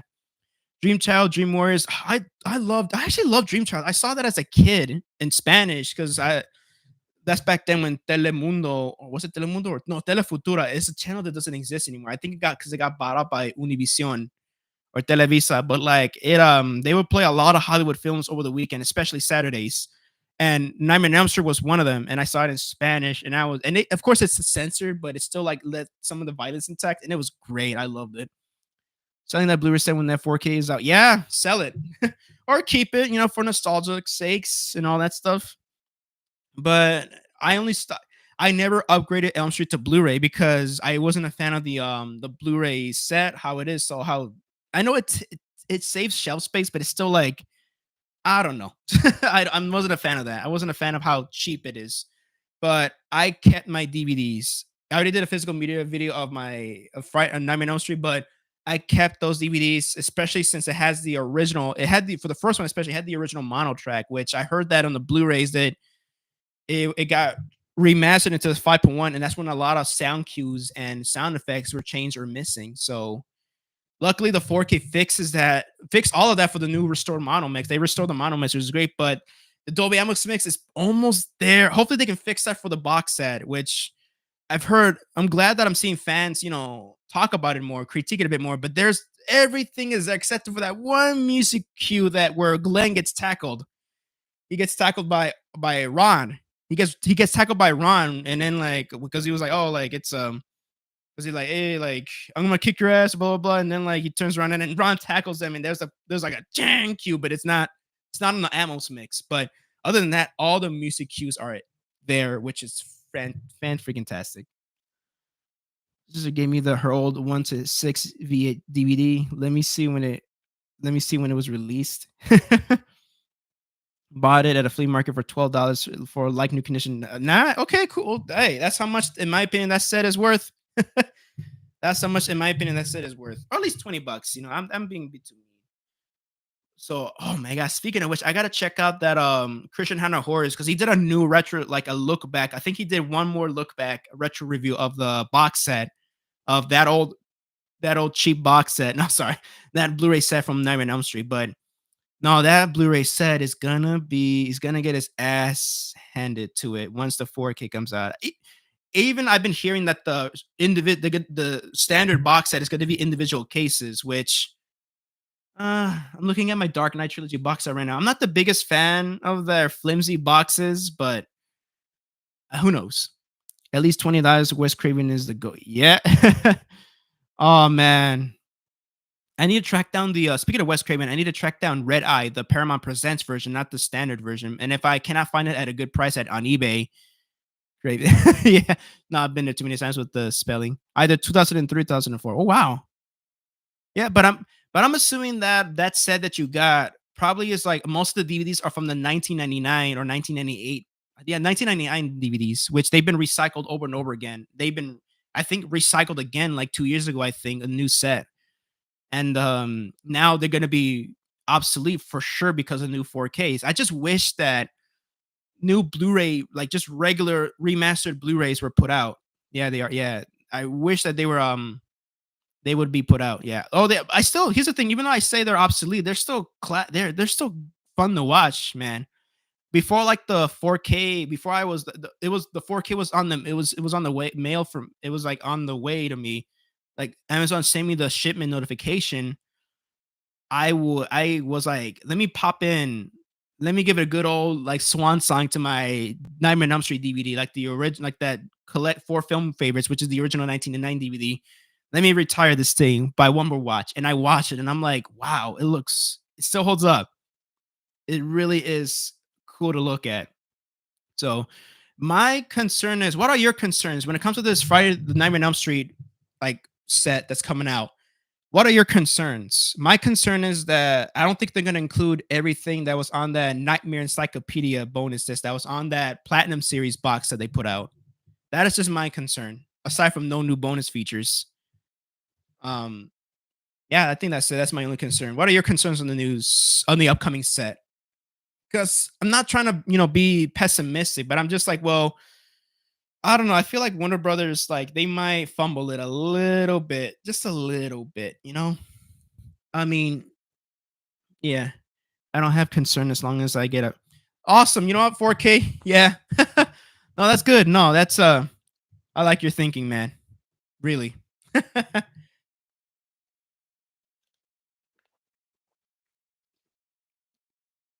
Oh, I'm gonna recycle that cup. I'm gonna put water in it, ice cold water. Yeah. Hoping they give each film a good transferring message instead of making the original their number one priority. Yeah, yeah, yeah. But then again, was it Rachel? Forgot her name. The one who directed Freddy's Dead? She did give a blog post on Instagram or Twitter. Yeah, Instagram, that she's on the Warner Brothers lot that she's like remastering her film Freddy's Dead, which is and talking about the new 3D version, which is I wish I had something for 3D. My 4K player can do 3D, but I don't have my 4K TV does not do 3D. And I've heard that the PSVR 2 does not do 3D. So I was like, oh wow, I was gonna pop it in my PS5 Pro and watch it there. Oh, let's see how the 3D looks, but it doesn't do that apparently. So that's wow. I got no 3D equipment to watch the Freddy's Dead. And I have no 3D equipment to watch Jaws 3D or Friday 13 3D. So yeah, but I've heard there were good 3D transfers. Like a lot of people are like, wow, this you get the full experience with that. But I mean, yeah, it's like with the IMAX. Oh, I don't have with the IMAX versions of Godzilla X Kong. It's yeah. And the Steelbook said the price is super high, so it would be good with the Echo 4K. So it would be, yeah, yeah, yeah. I want to get the Steelbook because why not? At least it's in my budget range, and also like since I'm gonna pre-order from Amazon, I'm not gonna get charged till they ship it. And it's not till what October, I believe. That's where it kind of leaked a bit.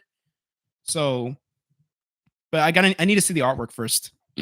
I need to see the artwork. So I hope we get to see it soon. Hopefully they'll announce something around maybe June.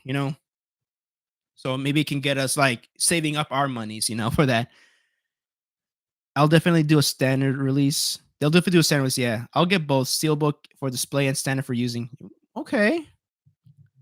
Nice. I'm just gonna get one, which is gonna be the steelbook. Oh, we'll see how the standard one looks like. I just hope that they do a hard. They're not gonna do it probably, but they hope that they do a hardcover box because Paramount did it for the Paranormal Activity. They did a hardcover like a bit more durable than that. The Scream Factory like hardcover box. They did that with individual cases, which is cool. It has reversible artwork too, which is so nice. Yeah. No, I have that. I have that box set. I have the cheap one case version of the first six Paranormal Activity films, but I did upgrade it to the seven, no, the eight disc set, I believe. The newer set that came out like during I think 2022, I think, or 2023. That was during after Next of Kin came out, and it has that documentary that was on Paramount Plus, but now you can buy it, but you can only get it through the set and Next of Kin. Yeah, I have that. Hopefully, I'll be able to unbox it and watch it, and maybe give you guys a review if it's worth upgrading to that set. Hoping the Sauce 4Ks are good. Lionsgate are doing a full collection. Good, good. Actually, of course, I only have the first Saw, which I think still is the best one. But I do get a kick. I do get a kick out of Saw 3D. So no, yeah, it's then again I kind of lost some memory on Saw. I haven't catching up with Saw since 7, I think. Yeah. I need a Conjuring books box set 4K, but have the Conjuring 7 film set on Blu-ray. Yeah, does that include the Curse of La Llorona? Because I think I might have been confused with. I think that was on that because I have all the Conjuring except for the Nun 2 on Blu-ray. No, it doesn't have the Llorona. No, okay. They're doing a Conjuring 4K trilogy set. Nice. Yeah, because I got Conjuring 3, but only on Blu-ray. So I have all of them except for the Nun 2. I almost said La Llorona. No, I have that one. I had that one for sure. So yeah, yeah, because I know there was the 1, 2, 3. Then there's the 3 Annabelle films, and there's the 2 Nun films and Llorona. Yeah, that's like 9 movies. Holy crap! I CBA to get the Nun 2. I have Nun 2 on 4K. It's good. Oh, cool. Yeah, I haven't even watched the Nun 2, so yeah, I wanna see it though because I really like I like Vera Farmiga's sister. She's really cool. I think she's very underrated. But I love Vera Farmiga. Did you guys see that she started a rock band now? And I saw it. I think I followed on Instagram and then I had the sound off and I clicked it and then oh nice, cool. Thanks, DJ. Yeah.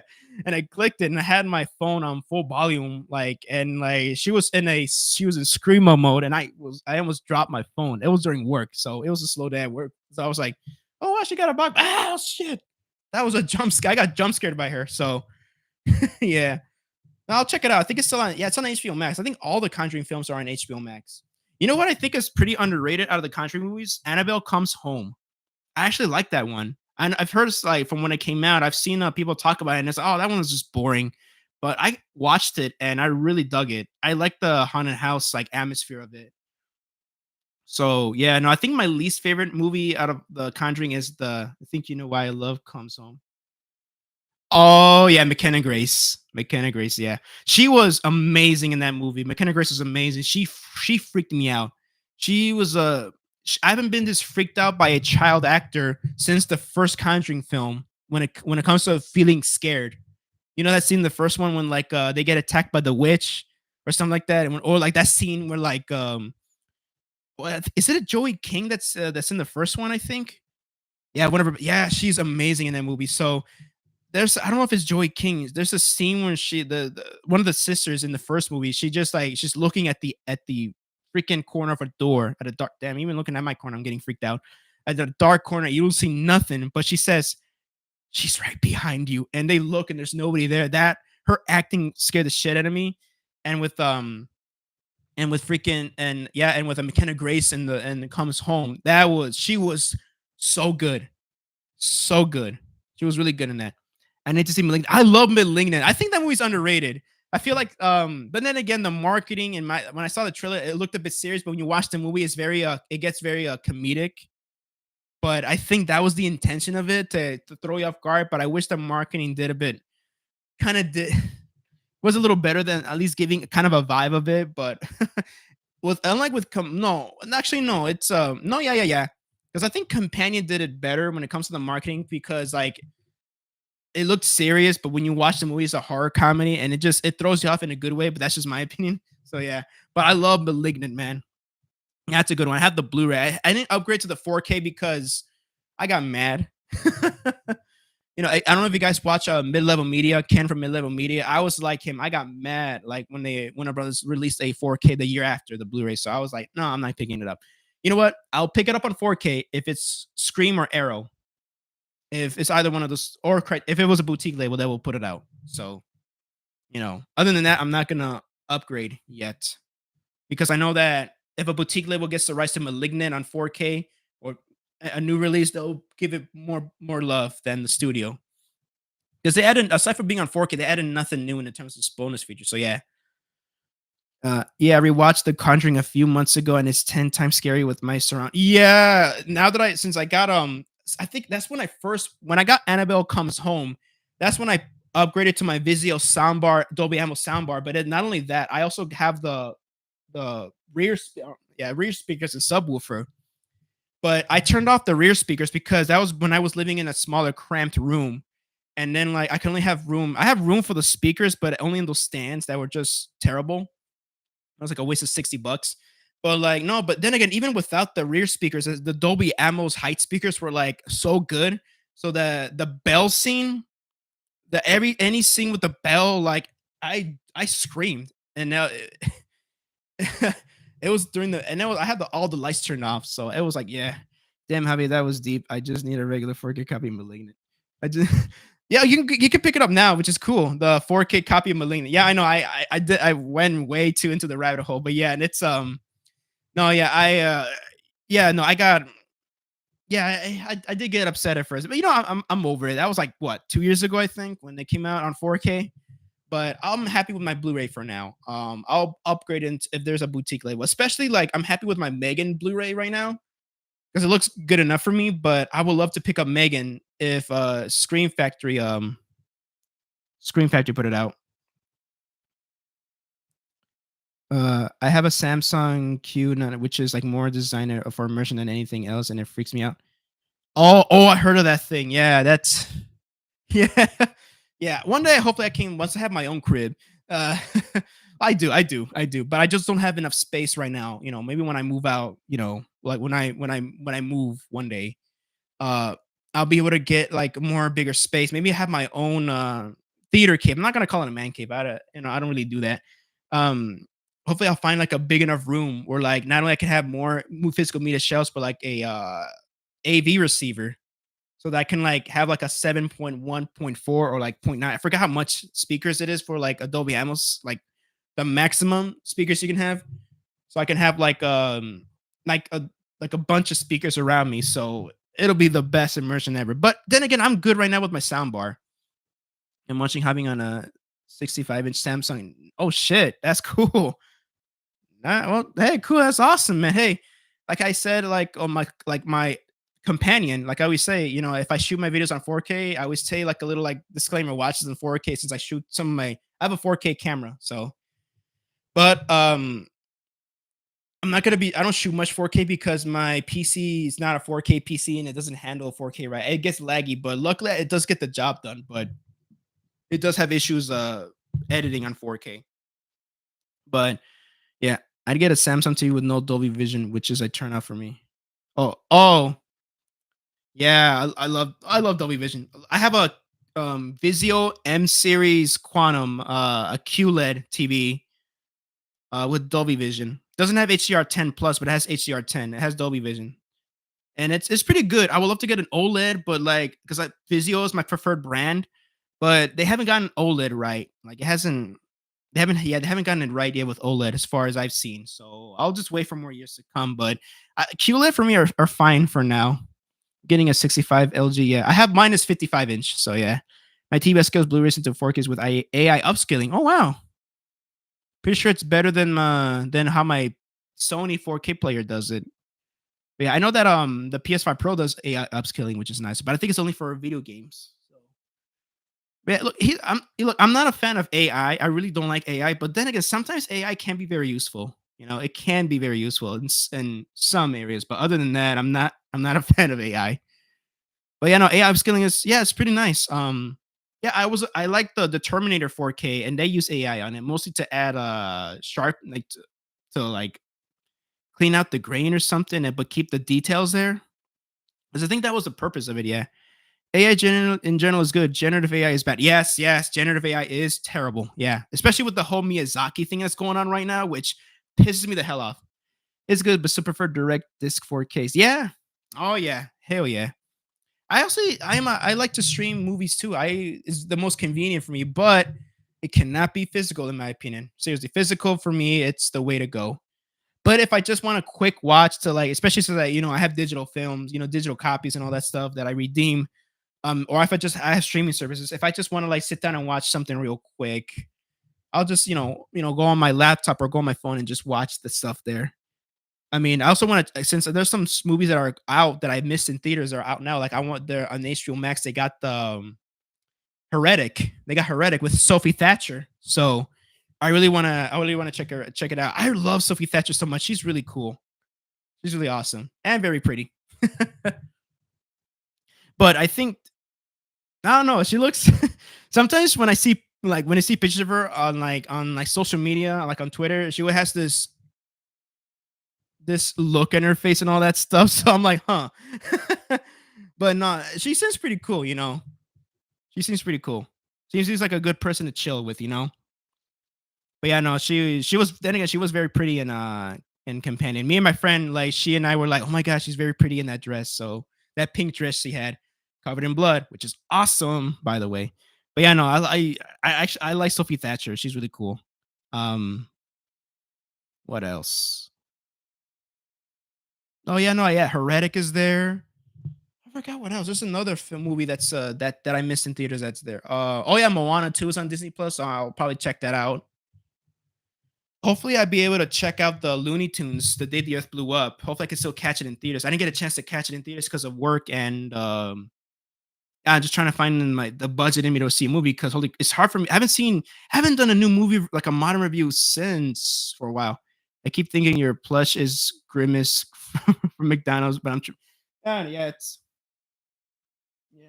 I don't know if you were here, DJ, but a lot of people were like, a lot of the trolls that were horny as hell. They were like saying how kinky it is for me to have a pillow like that. I don't know if they're just joking, but yeah, they were getting a bit too out of hand with my plushies or like my pillows. Yeah, and it's Zilla. She just asked like, well, oh, like what are your pillows? And then like I just showed them, and then some people on the chat were like some of the trolls were like saying sexual things, and it's like, all right, they're just pillows, man. Goddamn. And there was like yeah, I'm just gonna say it since it's over now. A fight was breaking out, and I had to ignore it because I just yeah, Godzilla's grimace. Yeah. Oh, I love to see that. You know what? Let's make it happen one day. Not AI. Let's just actually like find a way to do it. Maybe with action figures.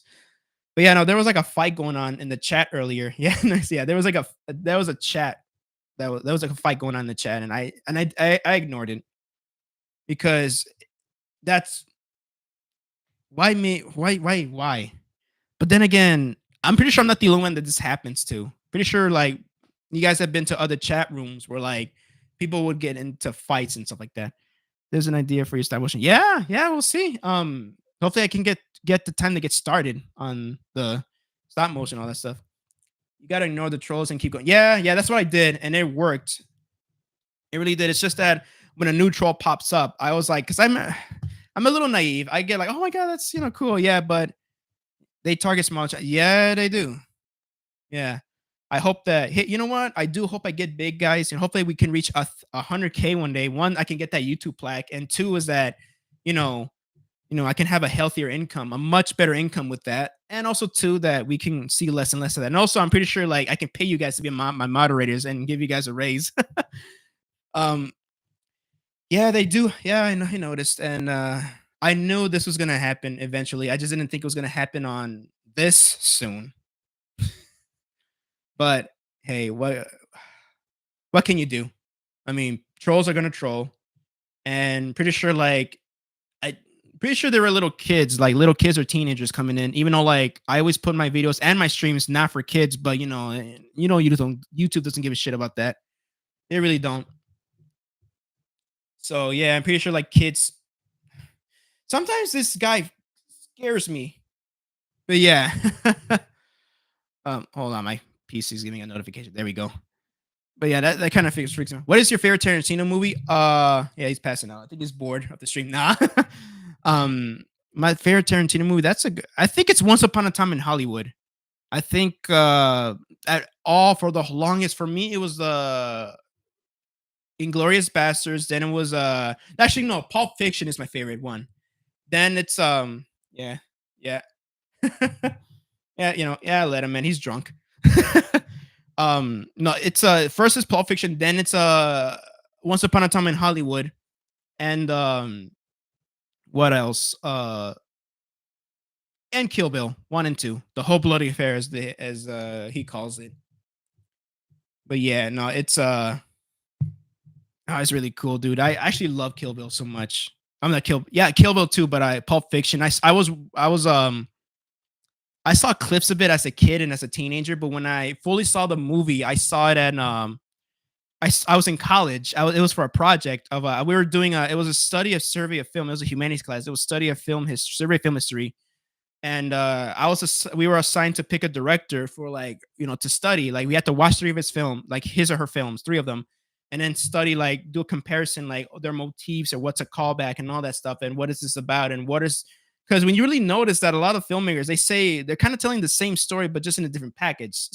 A lot of the message, even though different messages, but same like execution, like same execution on any film. So which is like I was first weirded out with when my professor was like, oh yeah, you watch Alien then you watch Thelma and Louise back to back, it's the same movie, and I'm like, huh. So but but then again I'm like, oh, it clicked when I compared them back to back with that. Then again, it's been a while since I watched Thelma and Louise, so hopefully I have that wish listed on the Criterion collection. So hopefully I get the chance to get it one day.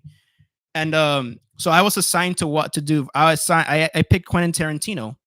And so what happened was that I bought Inglorious Bastards and Pulp Fiction, and I rented Reservoir Dogs. So and I compared what are some motifs and all that stuff. Like one of the biggest motifs I know he does a non-linear story. So yeah. But yeah, I saw Pulp Fiction for the first time on Blu-ray when I picked it up for a project. It was like $7 at Target. And I was just blown away. I just couldn't stop. I had to watch it twice because once I was just so immersed by the story. I was immersed by the movie, but I had to watch it a second time because I'm like, oh shit, I forgot. I got to do an assignment on this. I was just too distracted. And I'm like, huh? The motifs. Oh yeah, the motifs, all that stuff. Oh, the messages. Oh yeah. Well, I get the message, but like, I'm like, oh yeah, no. Oh yeah, the homework. Oops. But yeah, I had to watch it like at least 3 times for my project because I was just too distracted and just everything about it. So yeah, my third favorite is Death Proof because it was shot in Austin. Oh yeah, Texas kid, Texas boy. Yeah. Oh man, Oh man, my favorite movie critic lives in Austin. Double toasted, Corey Coleman. Right now, well, he's from Waco, but he lives in Austin. So yeah, man, I love to meet. Yeah, I could stop by in Austin one day, real quick. Yeah, he stopped by Chicago one time for a show, and I got this is a story for another time. I don't know if I told the story. I don't know, but this could be probably a story for another time, maybe next stream or something. But let's just say I got drunk on their Chicago tour, and let's just say I regretted looking like an ass on stage. Joe Rogan moved to Austin too. Oh wow. Who else has moved to Austin? Now that I think of it, I'm just right there. I just like thought about it just now. Just seeing Joe Rogan and of course Corey Coleman moved to Austin. And who else moved into Austin? Yeah. But yeah, no, Death Proof. Oh, I love Death Proof, man. That shit is awesome.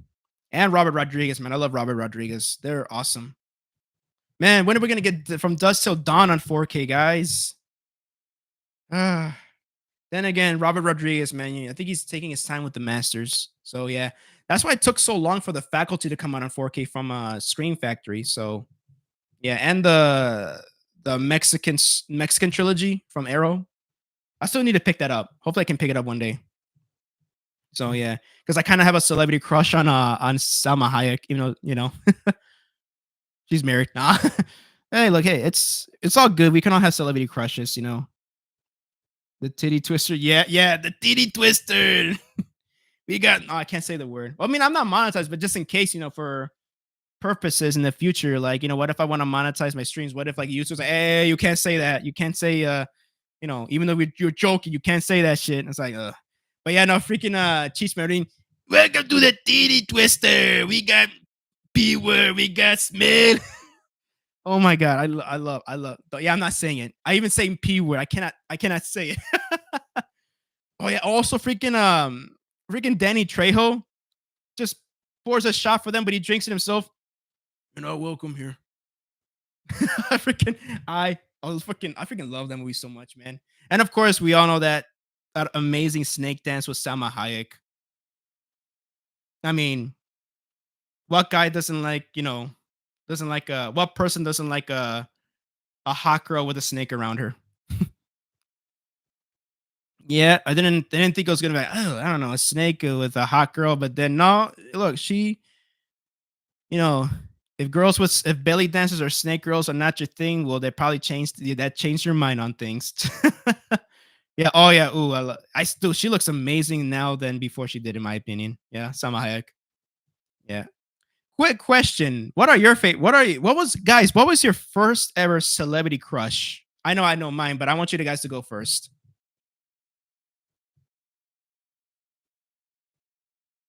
Like, it's like, or at least like it's from the top of your head, or at least like your earliest memory. Like, what was your first ever celebrity crush? Millie Bobby Brown when I was like 11. Yeah, yeah. That's what like a lot of like people who are younger than me said that. So yeah, yeah,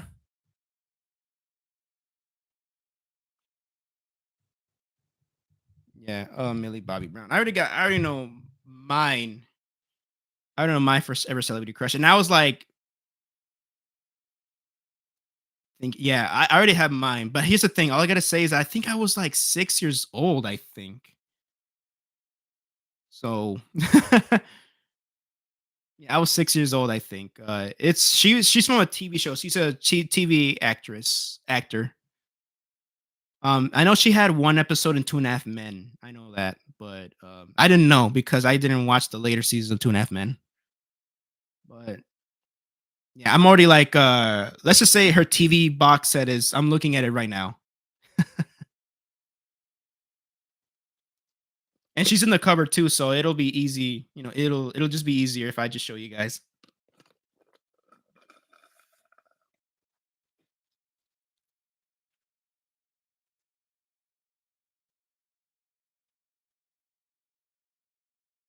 Or was I? No, no, I was like no. Yeah, I was like around 5 or 6 years old.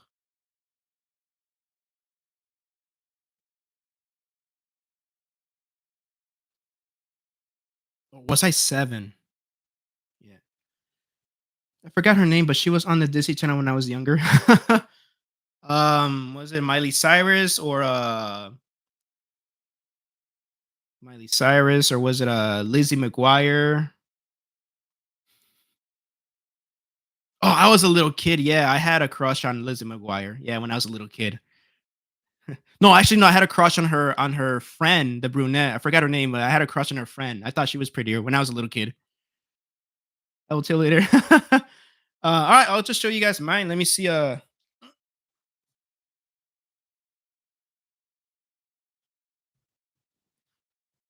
Jennifer Odell. I don't know if you guys ever heard of the show, The Lost World, Sir Arthur Conan Doyle's The Lost World. But I would, as a little kid, I saw this. I was amazed by this show, but I was like, oh my gosh, she's so pretty as a little kid. Like, I was like, no, she was, yeah, I was like, wow, she's very pretty. Yeah, I would say she is my earliest celebrity crush as a little kid, Jennifer Odell. She plays this character named Veronica, which such a badass though. She's really badass. But it's a cool show. It's a pretty new cool show. This DVD box set, it's okay. It just came out like what 2 years ago. It's alright. The You could tell the episode is very compressed. Like each and every episode is compressed, especially how like if you watch this in the surround sound, the audio sounds very compressed. It sounds like they're talking through a can. Vanessa Hudgens from High School Musical. Oh yeah. Oh, I think I was in sixth grade. No, fifth grade when it came out. Oh yeah, yeah. All the guys thought she was pretty. All the guys were crushing her. All of us kids were crushing. Yeah, very. Yeah, she's very. Yeah, she looks great now. Like she looks very. I think she looks better. No, that came out wrong. Sorry, guys. Yeah, it's she looks. Yeah, you want. Yeah, she looks better now, of course, because I was like, yeah, you put that box down so quick. Oh, sorry, Jennifer Odell. Veronica. She plays Veronica. She's a badass but pretty, and she's great. No, yeah, I think she had a. I think I saw her doing an interview with in a webcam and all that stuff, and she wants to there to be a fourth season because it got canceled during the third season and left you in a cliffhanger. But who knows? I'll be down. Yeah, if they were. I don't think it's there's an. No, there's a cult fan base. I'm one of them. I'm a fan of the show, but it's because I caught it on time when I was a kid before they canceled it. But then again, I was like late into the third season, and I believe there was this episode that I saw where like there's she gets she makes out with a guy like she has this new boyfriend or whatever. It's called the episode is called Phantoms. Yeah, season 3, episode 13. And I swear that guy who's a phantom. I swear he's in Game of Thrones. Or he was the villain in Morbius. I swear. Because I was rewatching this box set. I need to rewatch it one more time for a review, but I was watching this box set, like, binging this box set. And I'm like, I saw that episode and I'm like, um, hey, that guy looks familiar. And he looks like, what's his name? He's he was one of the Targaryens. He was like he was he was the brother of the king, but he was in I forgot his name. But holy crap, he was a villain in Morbius. Forgot his name. Let me see. Let me put out. Let me. I got House of the Dragon. No, not Game of Thrones. House of the Dragon. He was in House of the Dragon. Oh yeah. Let me see. Let me see.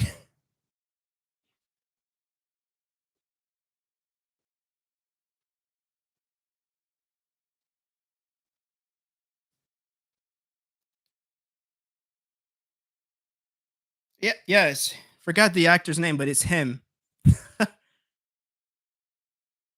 Oh my bad. He was God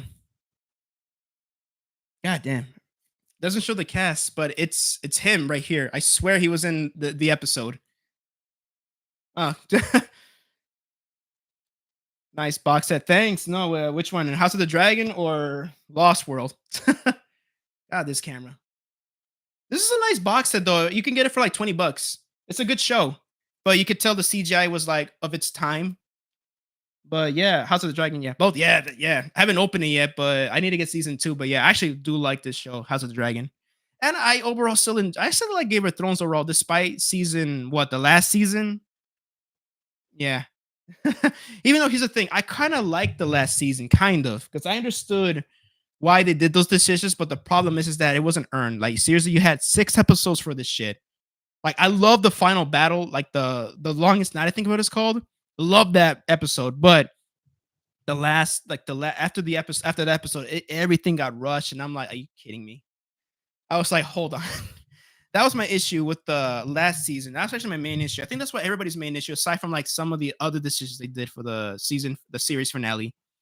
But overall, it's passable. I looking at back at the Game of Thrones, the last season, the series finale. Um, I was mad watching it at first, but then rewatching it on the box set, the 4K box set that I got, it was like, well, it's I'm not as mad about it, but still, look, again, my main issue with that season was just how everything was so rushed, except for the episode with the final battle, the longest night, I believe that's called.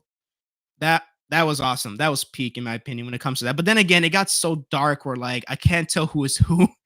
So yeah, but no, I love that episode. After that, it went like ugh cringy. But but then again, I think they kind of foretold that ending in earlier seasons. But look, even if it was foretold, even though like it's in no way predicted, still like it was so rushed. But then again, also just because of what George R. R. Martin never finished the book, so I don't know when is he gonna finish the books. I'm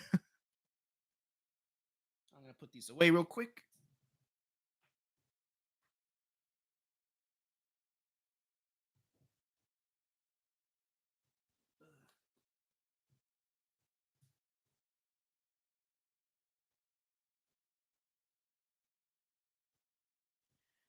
But yeah, that's what cities or and states have you visited or countries? I visit St. Louis, I believe. Yeah, St. No, not St. Louis, Wisconsin for Wisconsin dunes, I believe. Indiana, Indianapolis, Indiana for a wedding. Texas for it was a two trip to Mexico. So I've been to Mexico a couple times and Stockton, California. That's where like 80% of my family lives. But yeah, I'm planning to like make a trip down to for my birthday. Hopefully I can make 2 trips to Las Vegas and New York City. So yeah, I like to stop. I like to Godzilla. I like to go there. Yeah, I like to, make more trips, but I really want to go to Japan. I could see myself doing a trip next year, but hopefully I can go, or maybe who knows? Maybe I could save up for the summer. Maybe go there for the summer because that's when their horror season starts. Because I want to go to a Japanese horror, like a haunted house in Japan. Because yeah, Vegas and New York City, nice picks. Yeah, no, I wanna go. Even though I was like, making fun of the New York pizza food and all New York's food and all that stuff. No, I love I like the people who are from New York who moved here to Chicago who brought their food here. I love it though. I love it. I love New York pizza. I love pizza. I'm a pizza fiend. Dr. Pepper pizza. That's and ramen. That's in my bloodstream. That's my blood. That's what you're gonna find in my body. If anybody's gonna do an autopsy of me. Oh wow, we're already past midnight. We can go for like at least by 12:15. I could probably call it a night since I gotta wake up early in the morning tomorrow before work. But no, yeah. Hell yeah. Yeah. Yeah. It's 6 a.m. for me. Oh wow. Oh yeah. Yeah. Oh wow. Damn, you're up there early. Wow. I have like a friend who she's a night owl. She stays up to like 5 a.m. and then goes to sleep and then wakes up for work early in the morning and or school, like college classes. So I'm like, Jesus Christ, dude. Like, damn. All right. Well, hey, that's them. Woke up around 4 a.m. and you were streaming. Oh, hopefully I didn't wake you up.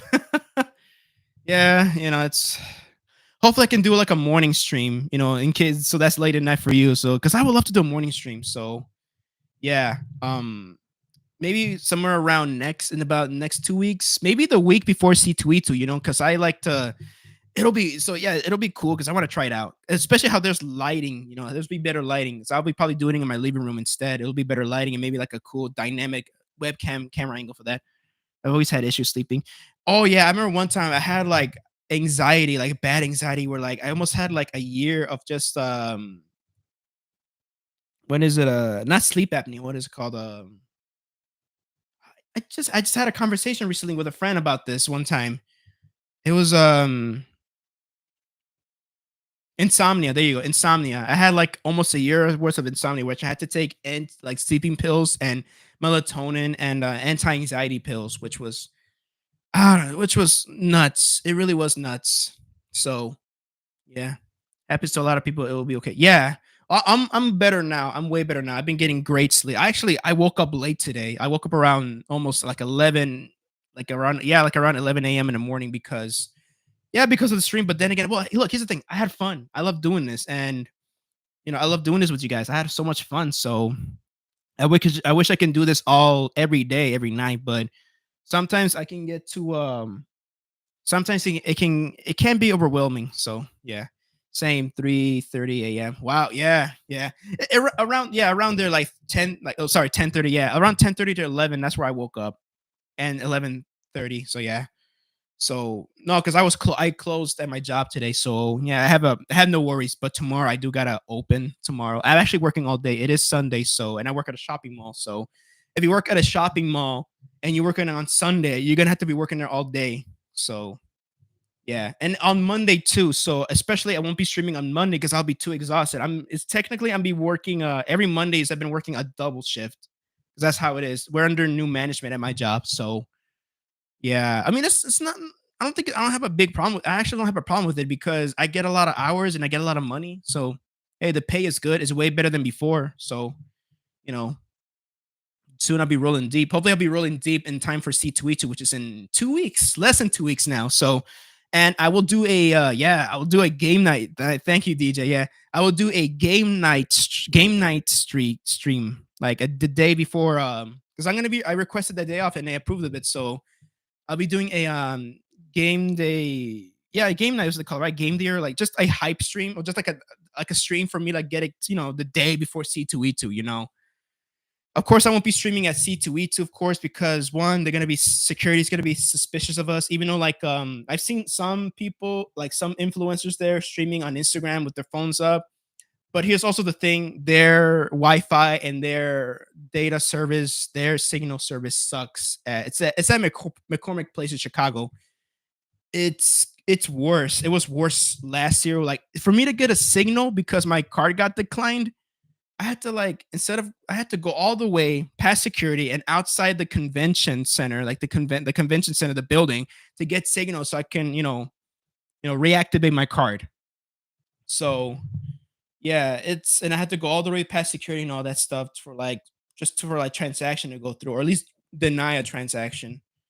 But yeah, it's yeah, of course I won't be streaming C2E2, but hopefully if I do buy, some stuff off C2E2, I will I will do a video about it, like a little pickup video. Like I did like last year. Yeah, C2 to 2024. I did vlog a bit, like I took my camera and vlogged a bit, but it was like so impractical and so uncomfortable, which I'm like, nah, not this year. Also, I'll just do like a little like pickup video if I ever like get like signatures or get like, action figures or stuff like that, or get collectibles, or art. Hopefully my dog has his zoomies. My dog does too, and my sister's dog and my cat. So yeah. Um yeah, that would be cool. Yeah, no, yeah, it's like a pickup because it was also because around those conventions, people are sensitive with because I'm part of the C2E2 community too, the group chat too. I'm part of the community group, which my friend brought me in. And a lot of them were like, there were some complaints about weird, not me, thank good, not me. I wasn't one of those guys, thank goodness. Why did I say that? Why thank goodness?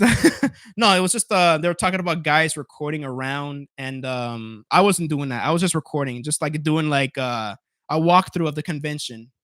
So, but but I was holding my camera lens down just a bit. I don't know if you actually watched that video, guys. With like, if you got, I did a quick walkthrough and I was having my camera down with so I don't have to like accidentally look like I'm recording anybody else. But a lot of women, like a lot of females, they were complaining about, which understandably so, a lot of guys recording them or asking them for them to step on them with their cosplay costumes, which is disgusting. Really is. It's really stupid. Really, really stupid for those weirdos to do it.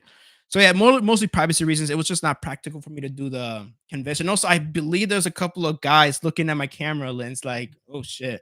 Like when I was editing it down, I'm like, oh dude, there's like guys looking at my camera like in a weird way. So yeah, I'm just not gonna take my camera this time.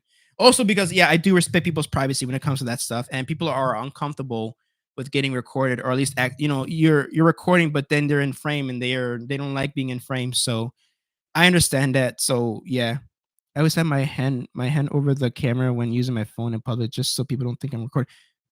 I won't try that. I will not try that, but maybe I'll try to practice it one day. Maybe I can do like a city blog. Hey, like you just hang out with for a couple friends, just to hang out city block, just roaming around Chicago. I like to do that, you know. But then again, I have a Sony camcorder, so it's like a tube sort of camera. So yeah, I'll try to find a way. Maybe tuck it in my jacket, but I'm not gonna record anything on C2E2 this year, of course. So I'm just gonna do like anything C2E2 related on YouTube. I'm just gonna like do a pickup video, like what I got, my little haul. But yeah, no, I'm excited. I'm very excited. Hopefully, I know my friend Don, who's in the pilot episode of my podcast, which is gone for now. For now, um, no, he and I had a good time. He was in the video too. He was just just he's the expert of C2E2 to me. He's like my tour guide. I'm still like a baby to C2E2, to conventions, really, to not just C2E2, to conventions. I'm still a baby to it. So this is like my third time going to a convention, which is C2E2. Hopefully, I can go to Fan Expo and more horror conventions. But I've always wanted to go to so many horror conventions, so many conventions in Chicago, and not just that, maybe Indiana and all that stuff, and in Rosemont too. What was it called? There's this anime convention in Chicago at Rosemont, something Quest. I forgot what it is. I think it's Anime Con, I believe. But yeah, it's no, around the summer. That's when most of the conventions, like the bigger conventions, come. But hey, this is in April. So it usually is around early in the year, and their lineup is pretty good. They got John Boyega, but I don't have the money to meet John Boyega. So yeah. And they also they're having a Breakfast Club reunion, which is nice. But again, I don't have the money to meet him, to meet anybody and all that stuff. But then again, if I legit had the money, I would have loved to meet Ali Sheedy. She was just great in Breakfast Club. I love her so much in that movie. She was awesome. I was that character I was that character in high school a bit. Well, not like gothic or emo-ish, but I was like the quiet, like kind of the asshole in a bit, because I was bullied in high school too. So I kind of became the quiet kid, but not until theater. That's when theater, when I was in more of my comfort zone, and that's when I started talking and all that stuff about what I like. So yeah, yeah, same. Yeah, I want to go to the Vanessa Hudgens convention. Oh yeah, why not? She should. She should. This is a convention where Jennifer Odell goes, called the Tarzana convention, but I don't know. Do not know where this. I think it's in LA. So no, but I'd like to meet her. But I'm never gonna tell her that. Oh my god, I had a crush on you when I was a kid. Like, no, I'm not gonna tell her that. I'll just be like, oh yeah, you were great as Veronica in Lost World. Then again, that's all of our mindsets. But then again, like it's yeah, of course we had like crushes on these celebrities that probably one day we will meet, but we will, of course we'll never tell. So yeah. But yeah, but hey, we're also respectful human beings. When I did had a crush on Hayden Panettiere when Screen came out, but I never told her that I liked it. I just like, oh, like her hair looks nice. So yeah, but that's just me though. I just like to show them my appreciation of their hard work and everything. So yeah, but man, I would love to meet crew members too of films and video games and all that stuff and conventions. Man, I want to meet James Gunn so bad one day at a convention. For sure, I would like save up all the money just to meet James Gunn. I want to meet James Gunn, and Steven Spielberg, but it's they don't do conventions probably. Well, I think James Gunn does do that one, but yeah, I do love James Gunn's work. So yeah, what is one director? Yeah, we're almost at the end of the stream here, guys. But yeah, I think this is my last question. I mean, I'm not gonna end it right now, but my last question for tonight for you guys on this awesome Saturday stream. Thank you guys so much for this. But what film director? Oh, there you go. Yeah, you already beat me to it. What film director would you like to meet? I'd love to meet Takashi Yamazaki. Hell yeah. Hell yeah. I would love to meet him too. Yeah. What is one director that you would love to meet? Oh, I also would love to meet Karen cuz I forgot her name. Karen Kusama from who directed Jennifer's Body. Karen Kusama. I thought it was Karen Kusama, but I saw her in the Criterion Classic video. She said Karen Kusama. Oh, it's Karen Kusama. I'd love to meet her. Like just ask her questions about like the filmmaking process of a freaking of Jennifer's Body, which is that's a comfort movie of mine, man. I reviewed it already on my channel, but oh man, hopefully one day I can do like a little spoiler discussion with a group of people about it. You know, like just a discussion of like, see what it's what this movie means to me and all that stuff. Dario Argento or Tarantino? Hell yeah! Oh yeah! Oh yeah! No, I would love to meet Tarantino one day. That's awesome. Takashi seems like such a fun person to hang out with. Yeah, dude, he is so humble. That guy is just. It's like this. It's like he would always like say positive things about something. You know that it's that a lot of people like to shit on. Like I think he defended didn't he just say something positive about 1998 Godzilla? Oh, I don't know if he did. I don't know if I might have got confused, but I know he like defended something that people are being lukewarm to, but he defended it and gave it his own thoughts. And yeah, no, he seems yeah, dude. I love Takashi Yamazaki. He seems like the guy that would like just appreciate art as just film as so art, and he does. He does. It's yeah. I know he got praised. I know he praised. Yeah, he did. And a lot of I saw the comment section on social media saying that he's bullshitting. Oh no, so that means it's bad because he'll like anything, which he does. I'm pretty sure he doesn't. Oh no, he praised GXK. Yeah, of course. Yeah, yeah. And it was genuine. He didn't mean it. He really didn't meant it. But I also have a feeling that he kind of like GVK a bit better because he talked to that one conversation with him and Adam Wingard when he was talking about more about GVK. But then again, it's if he does like GVK more than GXK, then yeah, understandable. So I like GXK just a little bit more, but um, yeah, he's able to have fun. Yeah, dude, he's a thing though. I mean, I'm not saying that Godzilla Kong the Empire is hollow or something, but um, I mean, it doesn't have like the most substance compared to minus one. But then again, I don't think it's fair to compare the two of them. There's still something of value to watch though of it, like character development. Of course, the kaiju action. It's a homage to the Showa era, like the late Showa era. That Adam Wingard made it clear for us that he was a big fan of the late Showa era, the corniest of corn Godzilla films. He made it clear, and he made it clear in this one and in GVK. So yeah, and as much as I love the Godzilla community, I just feel like things have gotten a bit too toxic lately. So, but hey, you guys, you guys are awesome. We all having healthy conversations about that. You guys are awesome. Good times. Thank you, DJ. Yes, no, same here, man. No, thanks for making another night. Having just you guys embracing the not embracing the and yeah, embracing and enhancing this Saturday experience. So yeah, my mouth is dry, so I'm starting a bit more and more with that, but that's all right. Then again, yeah, I'll probably end the stream about 12:20. So we still got some time to chat.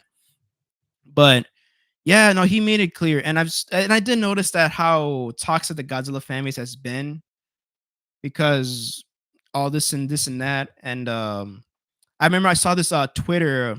Again, I'm not gonna say his name, but this guy that calls us stupid for liking the Criterion 4Ks of Godzilla. Yeah, he calls us stupid. So yeah, he and his friend just calling Adam Wingard garbage because he talked about his if he would have put Destroya in the film, like how he destroyed Godzilla vs Destroya, and him and his friend are like, oh, what a freaking idiot.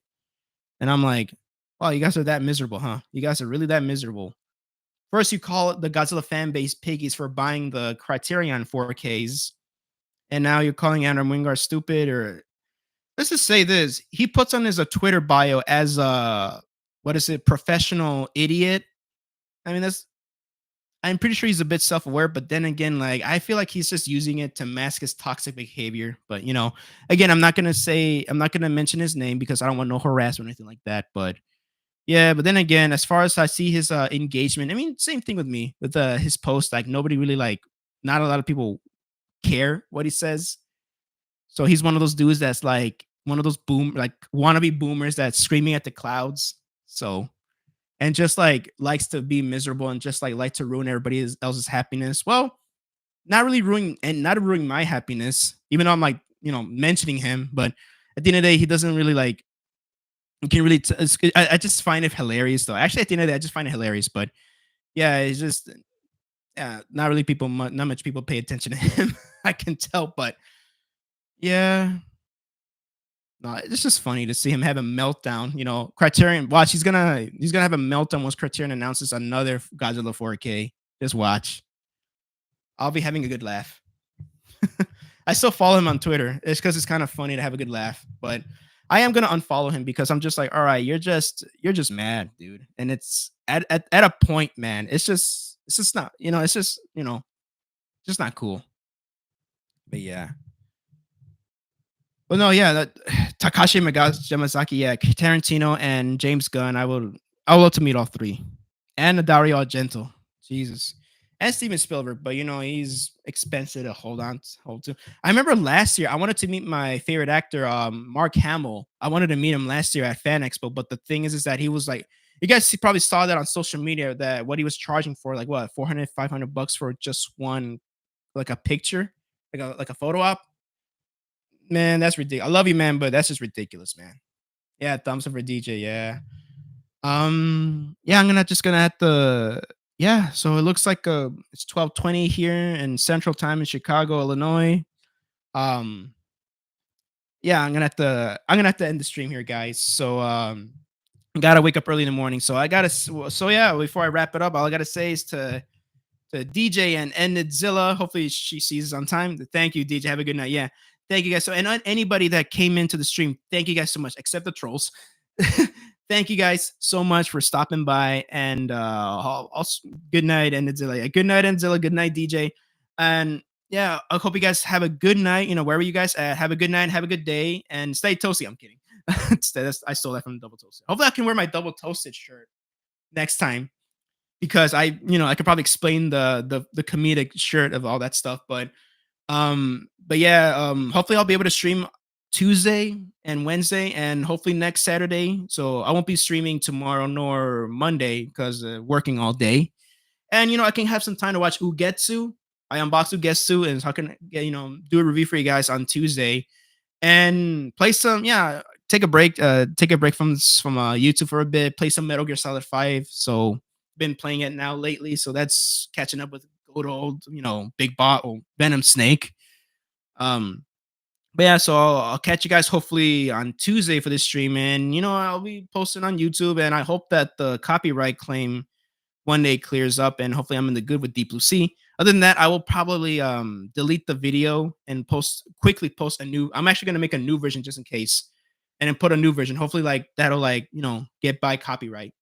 So, but yeah, expect some more physical media. Expect a Ugetsu 4K review and a companion 4K review, and hopefully I can do a Marvel Rivals, like a retro merchandise review for you guys. So yeah, so yeah, all right. So that's my announcements. Yeah, just before I wrap it up. So yeah, thank you guys so much once again for this awesome Saturday night.